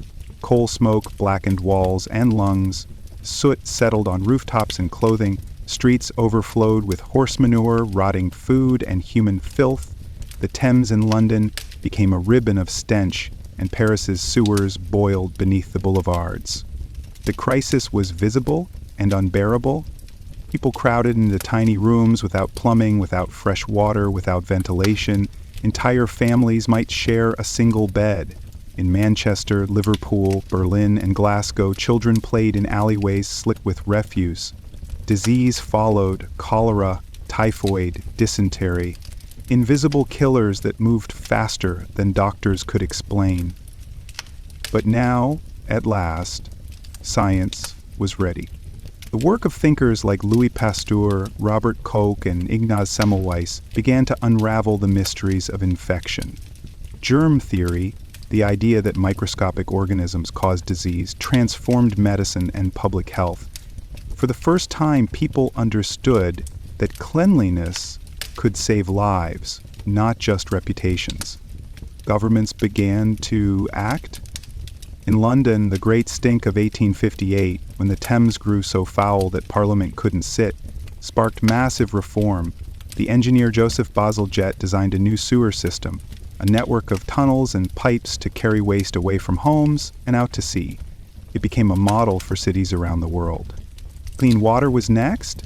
Municipal waterworks were built to draw from springs, rivers, and reservoirs, filtering and distributing fresh water to homes and businesses. The introduction of indoor plumbing slowly followed, starting in wealthier neighborhoods and gradually spreading to the middle class. Bathrooms appeared, at first small, tiled rooms with a sink and a toilet, later with a tub or shower. Soap, once a luxury, became common. Factories began producing bars of soap in bulk, often scented and wrapped for sale. Brands like Pears and Lever Brothers turned hygiene into commerce, with advertisements promoting cleanliness as both moral and modern. In schools, children were taught to wash their hands, brush their teeth, and change their clothes regularly. Public campaigns used posters, pamphlets, and lectures to promote hygiene. Cleanliness is next to godliness became more than a proverb, it was a civic duty. Hospitals, too, were transformed. Inspired by figures like Florence Nightingale, cleanliness became central to patient care. Sheets were changed, tools were sterilized, surgeons washed their hands before operations. Death rates dropped. Lives were saved, not by miracle, but by water and soap. Public baths returned in force, especially for the working poor. In cities from London to New York, large bathhouses were built, offering hot water and soap for a small fee. These were often beautiful spaces, tiled, domed, with private stalls and polished fixtures. Cleanliness was now a public service. Still, the divide between rich and poor was stark. In wealthy homes, bathrooms gleamed with porcelain sinks, brass taps, and mirrors. Hot water was piped in, towels monogrammed, soaps perfumed. The act of bathing became not just a necessity, but a ritual of relaxation. Some homes even installed sitz baths, foot tubs, and scented steam rooms. Meanwhile, in crowded slums, many still relied on communal pumps and shared toilets. Water had to be carried in buckets. Bathing might happen once a week or less, in a tin tub set by the hearth. Privacy was rare, warmth a luxury. And yet, even here, people scrubbed, rinsed, and combed, not only to stay clean, but to reclaim a sense of dignity. Because now, more than ever before, being clean meant being human. As the 19th century pushed forward, the landscape of urban life was steadily transformed by invention. Cleanliness, once a private ritual or religious duty, had become a public project, engineered, legislated, and advertised. One of the most significant symbols of this shift was the rise of the modern toilet. In earlier centuries, waste had been collected in chamber pots, cesspits, or outhouses. Now, the flush toilet, refined by inventors like Thomas Crapper, began appearing in homes, schools, and public buildings. Attached to sewer lines and fitted with water tanks, these toilets revolutionized sanitation.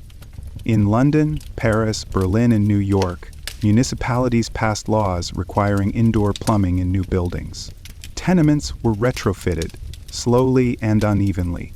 Public lavatories opened in city parks and rail stations, often with ornate ironwork and marble interiors. Though small and humble, they were gateways to dignity, a clean, private space for a universal need. At the same time, soap was becoming ubiquitous. No longer made only in kitchens or monasteries, it was produced in massive factories, wrapped in printed paper and sold in general stores. It came in bars and powders, some plain, others scented with lavender, citrus, or pine. Soap advertisements flooded newspapers and posters. They didn't just promote cleanliness, they sold respectability, charm, and purity. In these images, pale-skinned children smiled in sparkling bathtubs. Women washed their faces with rose-scented bars. Men combed their hair before a polished mirror. Cleanliness, they suggested, brought not just health, but success. These messages were not neutral. They reflected growing ideas of class and race, linking cleanliness with morality, productivity, and social superiority. In colonial empires, Europeans used hygiene campaigns to justify control, claiming to bring civilization through sanitation. The same ideas filtered into schools, factories, and churches.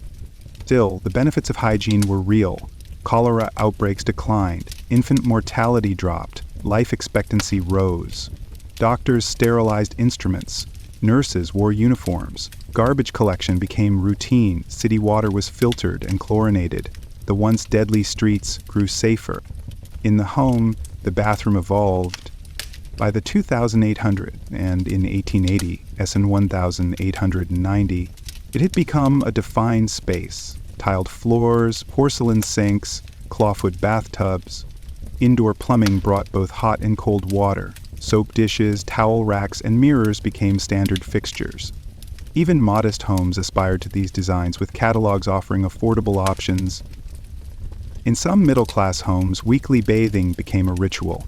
Children lined up for their turn, towels were warmed, a bar of soap was shared, the hair was washed with homemade shampoos, eggs, vinegar, or lye. Afterward, the bathroom was scrubbed clean, ready for next week. Alongside this, schools became key agents of hygiene education. Children learned to wash their hands before meals, brush their teeth, and keep their clothes tidy. Posters hung in classrooms, "Clean hands keep you well, soap is your friend." Inspectors sometimes visited homes to check on cleanliness, tying school success to domestic order. Hospitals followed suit. Clean sheets, fresh air, sterilized tools, all became expected. Florence Nightingale's work during the Crimean War had shown that attention to hygiene could drastically reduce death rates.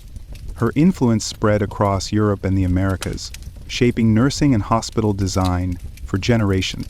Among the working poor, these changes were slower, but they came. In many cities, free public baths were built. Charities provided soap and towels. Reformers offered hygiene classes for mothers. Laborers might wash at communal sinks after long days in factories. A child might carry a fresh shirt to school, even if it was the only one he owned. Because by now, to be clean was not only a virtue, it was a responsibility. As the century drew to a close, cleanliness became tied to national identity. Governments promoted hygiene as a way to build stronger citizens. Soldiers were trained to wash regularly. Immigrants arriving at Ellis Island were inspected for cleanliness.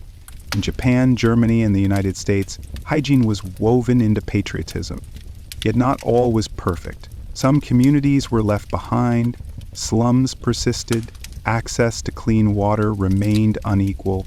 In many places, shame replaced support. Those who could not stay clean were judged, not helped. And still, in millions of homes across the world, the work went on. A girl washed her feet before bed. A mother scrubbed the kitchen floor. A father lathered his face before shaving. The soap stung a boy's eyes and he blinked back tears. A towel was hung. A basin was rinsed. A mirror fogged in the steam. And in these quiet acts, humble, private, routine, the world became a little safer, a little softer, a little cleaner. The 20th century opened with steel, electricity, and optimism. Cities lit up, machines roared to life, and the dream of modernity reached nearly every home. And yet, amid the rising skyscrapers and humming factories, an older pursuit continued: the quiet, personal ritual of staying clean. By now, the link between germs and disease was firmly established. Soap was no longer a household item, it was a necessity. Toothpaste came in tubes, deodorant in tins. Public health campaigns expanded, from posters to radio jingles and television ads. Cleanliness, once a private act, became a public narrative. In homes across Europe, North America, and parts of Asia, the bathroom became the most transformed room. By mid-century, most houses had indoor plumbing, flush toilets, sinks with hot and cold taps, and enameled bathtubs.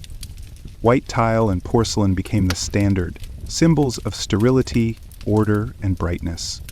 Mornings now began not with buckets of water by the hearth, but with a turn of the tap. Children brushed their teeth with minty paste. Fathers shaved in front of fogged mirrors. Mothers washed babies in warm baths, folding soft towels beside shelves filled with soaps, powders, and creams. Advertising grew into a global force. From Paris to Chicago, brands promised purity, beauty, and confidence. Ivory claimed to be 99 and 44/100% pure. Lifebuoy warned against BO, body odor. Toothpaste promised white smiles. Shampoo promised shine. Every product was wrapped not only in packaging, but in aspiration. Schools reinforced these values. Hygiene was part of every curriculum. Children lined up to wash their hands. Nurses visited classrooms. Posters reminded students to cover coughs, clean their nails, and brush their hair. In some places, cleanliness was linked to academic success. A tidy student was a good student. At the same time, urban hygiene infrastructure expanded rapidly. Garbage collection, once informal, became scheduled and standardized. Sewer systems were extended to more neighborhoods. Chlorinated water reached new regions. Public restrooms, once rare, became common in parks, train stations, and shopping centers. Hospitals modernized. Operating rooms became sterile environments with stainless steel tools and masked surgeons. Nurses wore crisp uniforms. New rules required frequent hand washing, the use of antiseptics, and sterilization of all instruments. This not only saved lives, it shaped how people expected cleanliness to look. In the wake of World War I, armies discovered that hygiene could be the difference between life and death. Trench foot, lice, and infection taught hard lessons. Soldiers were ordered to wash daily, change socks, and disinfect clothing. After the war, many of these practices were brought back into civilian life. Between the wars, governments promoted public hygiene as a form of national strength. Clean citizens, they argued, meant strong nations. In Germany, Japan, and the Soviet Union, hygiene campaigns were tied to discipline, obedience, and productivity. In the West, they were framed more around health and beauty. Then came World War II, and with it the mass mobilization of hygiene science. Troops carried personal soap kits. Field hospitals were stocked with disinfectants. New synthetic materials, like plastic, allowed for disposable gloves, sterile packaging, and sealed bottles. These innovations soon entered the domestic world.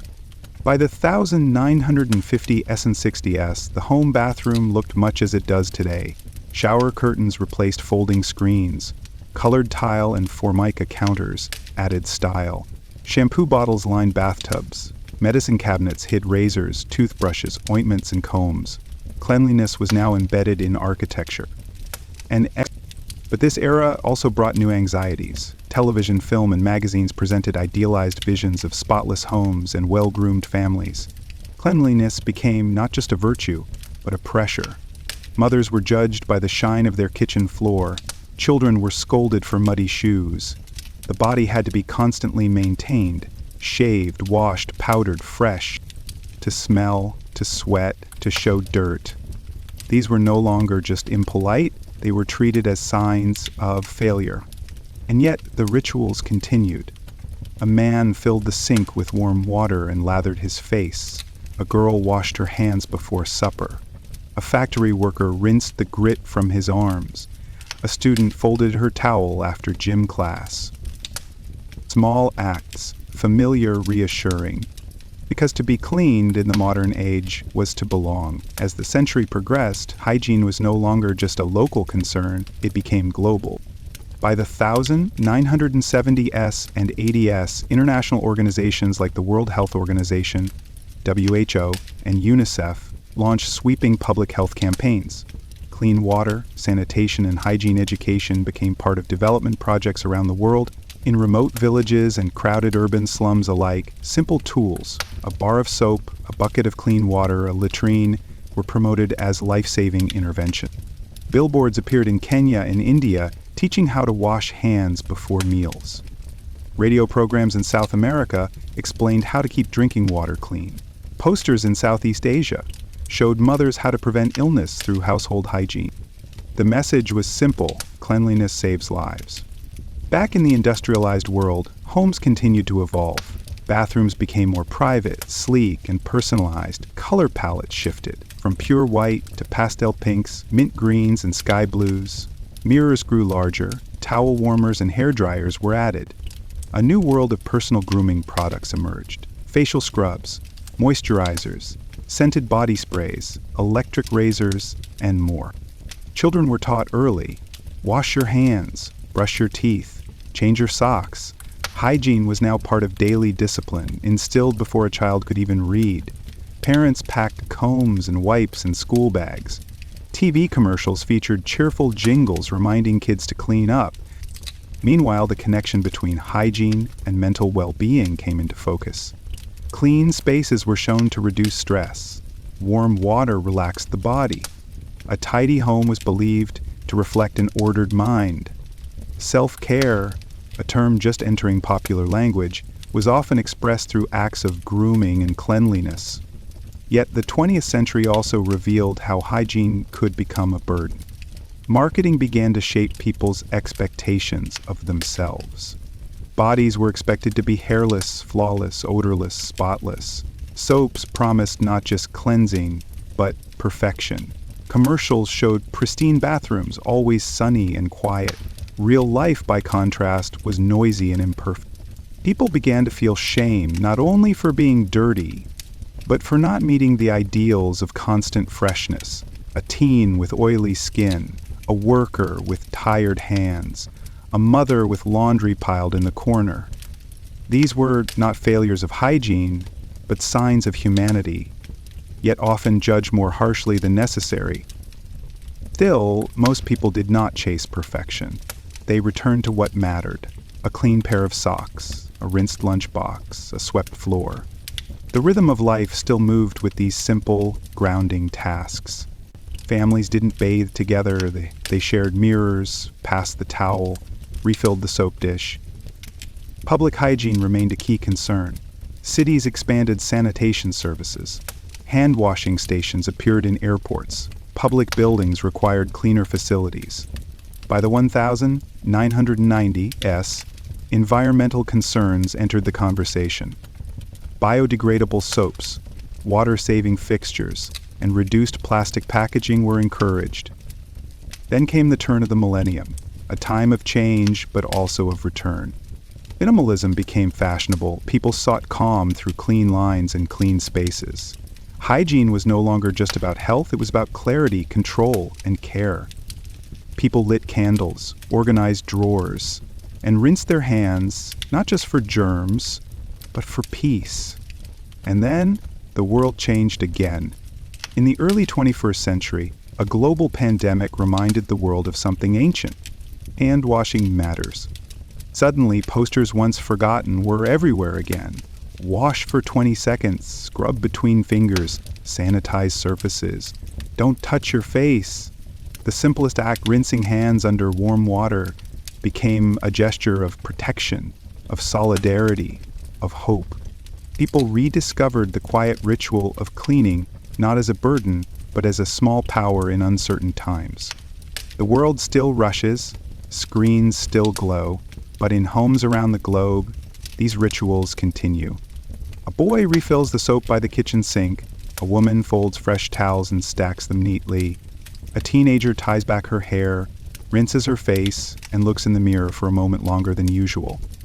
Not chasing perfection, just trying to stay clean, stay human, stay whole. All around the world, the toilet has long been a subject whispered about, joked about, or avoided altogether. And yet, no object is more universal. Every society, whether ancient or modern, has had to decide, where does the body go to relieve itself? And what happens after?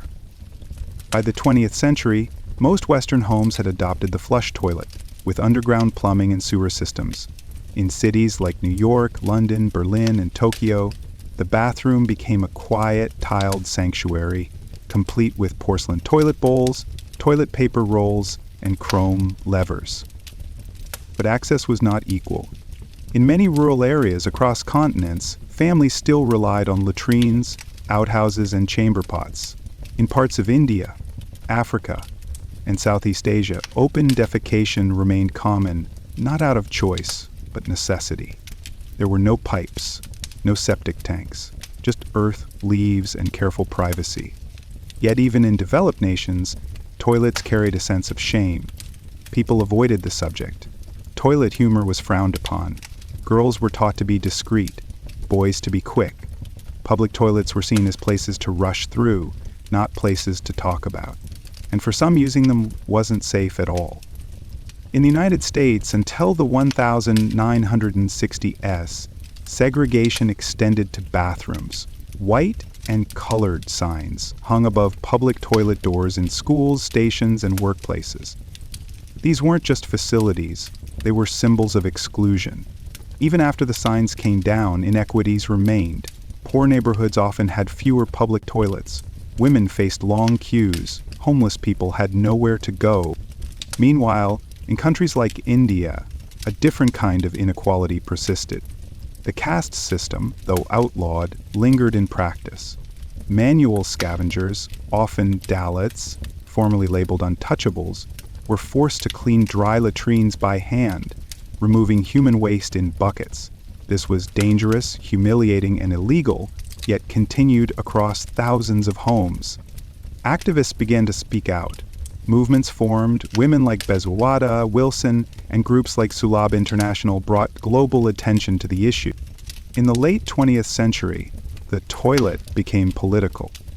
Campaigns for sanitation began appearing in international development circles.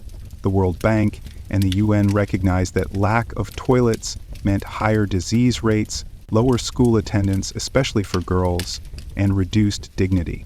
In 2001, the United Nations declared access to sanitation a basic human right. And yet, the challenges remained.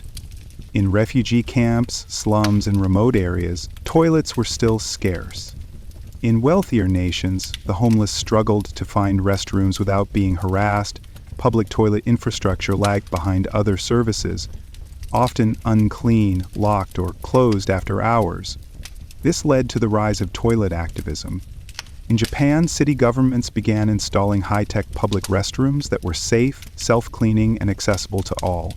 In Germany and the Netherlands, gender-neutral toilets gained acceptance. In India, Prime Minister Modi launched the Swachh Bharat, or Clean India campaign, promising to end open defecation by building millions of toilets across the countryside. Art and media played a role too. Documentaries, installations, and books explored the sociology of toilets. The subject that once made people blush became part of serious conversation. Where did people relieve themselves? Could everyone access a safe, clean, private place? Why was this still a question in the 21st century? Toilets, as it turned out, reflected more than hygiene. They reflected power, privilege, and presence. Who got to close a door behind them? Who had to ask for a key? Who had to go in the dark? And so, beneath the tiles and flush handles, a quiet revolution began. In libraries, airports, and public parks, planners began to design dignified restroom spaces, with baby-changing tables, menstrual product dispensers, and wheelchair access. Schools installed more toilets for girls. NGOs distributed portable toilets in disaster zones. Engineers created dry toilets for water-scarce regions. Even language shifted. Bathroom, restroom, washroom, loo, toilet, all different words for one of the most human needs. And somewhere today, in a quiet corner of a city or a dusty lane of a village, someone steps into a simple cubicle. They lock the door. They take a breath. For a few minutes, they are safe. Because sanitation, at its core, is not just about waste. It's about dignity. As the 21st century advanced, the world continued to face a paradox. Toilets were everywhere, and yet not enough. In cities, towering office buildings offered marble-lined washrooms, while just a few blocks away, people on the streets had nowhere to go. In schools, restrooms might be clean and stocked, or broken and locked. In some places, toilet access was a right. In others, it was a daily struggle. And in many communities, the silence remained. People didn't talk about toilets. They didn't question where the waste went. They simply held it in, and that silence, that discomfort, created harm. Across the world, more than 3 billion people still lack access to safely managed sanitation. For many girls, especially in rural parts of Africa and South Asia, the lack of a private, clean toilet means skipping school during their menstrual cycle. In crowded cities, open defecation continues, exposing children to deadly diseases and women to danger. But from this discomfort, a new movement has risen, led by engineers, artists, activists, and everyday people. In Kenya, an organization called Sanergy introduced low-cost, waterless toilets for informal settlements. These small, odor-free units could be cleaned and emptied safely, protecting communities from contamination. In India, Toilet Ek Prem Katha, a Bollywood film, told the story of a man who builds a toilet for his wife. It brought sanitation to dinner table conversations across the country, challenging old stigmas with humor and warmth. In refugee camps across the Middle East and Africa, emergency toilets are deployed within hours of arrival. These are no longer just makeshift solutions. Some include solar-powered lights, hand-washing stations, and menstrual waste bins, because dignity doesn't wait. Meanwhile, the design world began to take notice. In Tokyo, architect-designed toilets appeared in public parks, glass-walled structures that turned opaque when locked, offering both transparency and privacy. In the Netherlands, pop-up urinals emerged that vanished underground during the day and rose at night in city centers. These were not just conveniences. They were symbols of careful thought. Still, the deeper work lay in education and visibility. In classrooms, children were taught to speak openly about hygiene. In menstrual health workshops, girls were encouraged to ask questions. In media, influencers and journalists began talking about sanitation as a human right, not a dirty secret. Social media became a powerful tool. Hashtags like clean toilets, dignity in sanitation, and period pride brought together people from across the world. From students in Nairobi to city planners in Seoul, what was once private shame was now a public cause. Governments began tracking progress, maps showed areas lacking toilets, dashboards tracked hand-washing campaigns, toilets became part of global climate discussions too. Composting toilets, biodigesters, and water-saving designs were recognized as essential for sustainability. Waste was no longer seen as garbage, it was seen as resource. But even as these innovations spread, challenges endured: cultural stigma, funding shortages, poor maintenance, designs that forgot disabled users, toilets locked in malls for customers only, public restrooms without menstrual supplies, apathy. And yet, hope remained. In small towns and vast cities, someone refilled the soap dispenser, a janitor wiped down a stall, a teacher taught hand washing after art class, a volunteer handed out sanitary pads. The work wasn't always heroic. Often it was invisible, quiet, but it mattered, because the toilet, for all its silence, has always told a powerful story.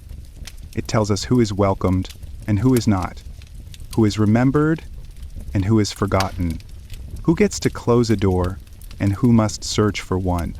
In the 21st century, the toilet has become more than a bowl, a handle, or a flush.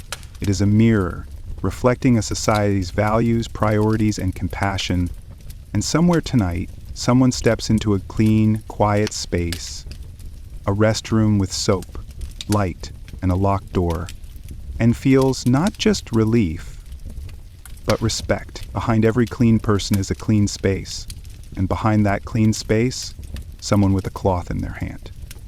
Throughout history, the work of cleaning the home has been one of the most constant and uncelebrated aspects of human life.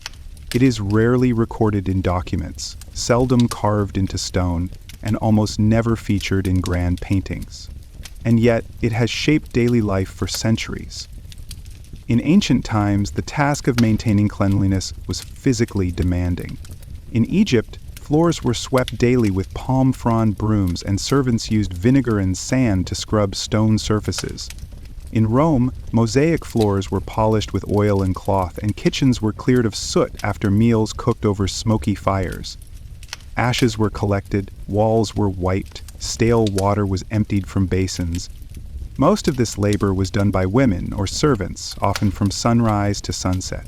In temples, monasteries, or noble houses, the work was more elaborate, but the principles remained the same: remove waste, control odor, keep insects away. In East Asia, the ideals of domestic purity were deeply rooted in culture. In Japan, homes were built with raised floors and sliding doors to prevent dust. Tatami mats were swept carefully. The genkan, or entrance, was sacred. Shoes were left outside. Visitors entered with clean feet and bowed heads. Dust and disorder were not only physical, they were spiritual disturbance. In Confucian households in China, filial piety included maintaining a tidy home. Elders were honored with clean living spaces. Floors were swept twice daily. Windows were washed with rice water solutions. During festivals like the Lunar New Year, every corner of the house was scoured to welcome good fortune. In Islamic culture, cleanliness was half of faith. This extended to the home as well. Floors were kept spotless for prayer. Kitchens were wiped after each meal. Curtains were washed before holidays.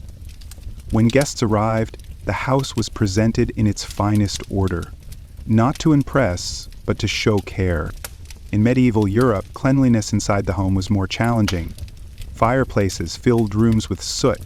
Rushes or straw were strewn across floors to absorb spills, and filth replaced only when the smell became unbearable. Windows were small and few, and with no chimney sweeps or vacuum cleaners, filth accumulated quickly. Still, even the poorest households tried to manage what they could. Hearths were swept, pots were rinsed in streams, clothes were shaken out, children fetched water in buckets. These rituals, though humble, gave structure to life, anchoring the day in routine. With the rise of towns and cities, household hygiene became more visible and more judged. In the 18th and 19th centuries, cleanliness became a sign of morality. A spotless floor was proof of discipline. A smudged window might imply laziness. Women in particular were praised or blamed based on the appearance of their home. Books and manuals appeared advising housewives on how often to dust, polish, and sweep.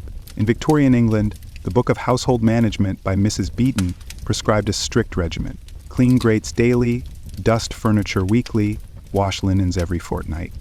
Yet much of this advice was aspirational.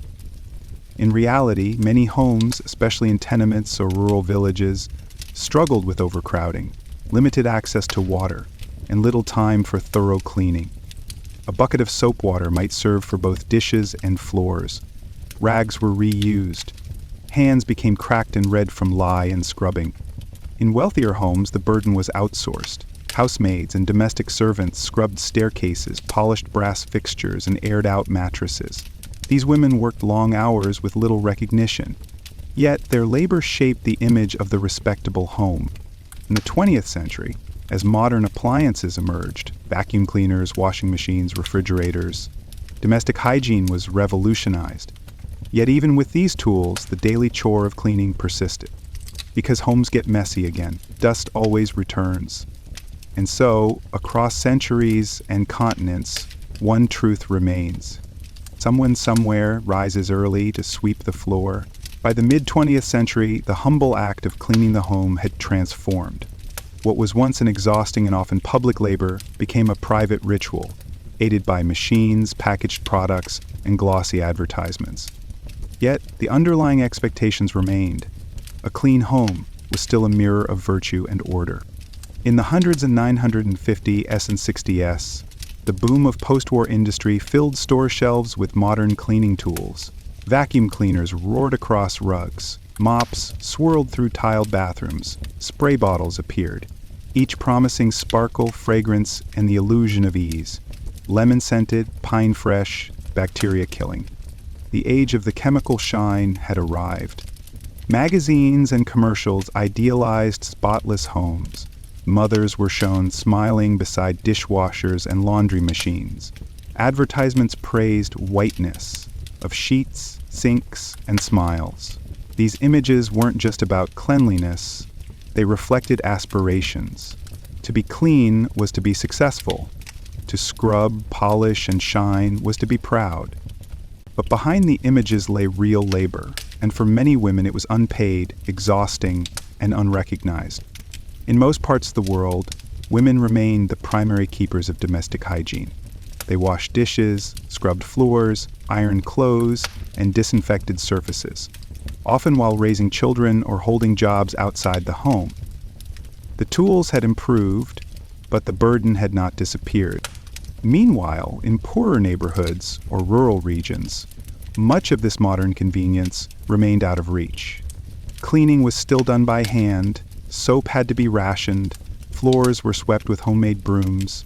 In places like Latin America, South Asia, and Africa, many homes relied on manual laborers, often women from lower-income communities, to come each day and maintain the household.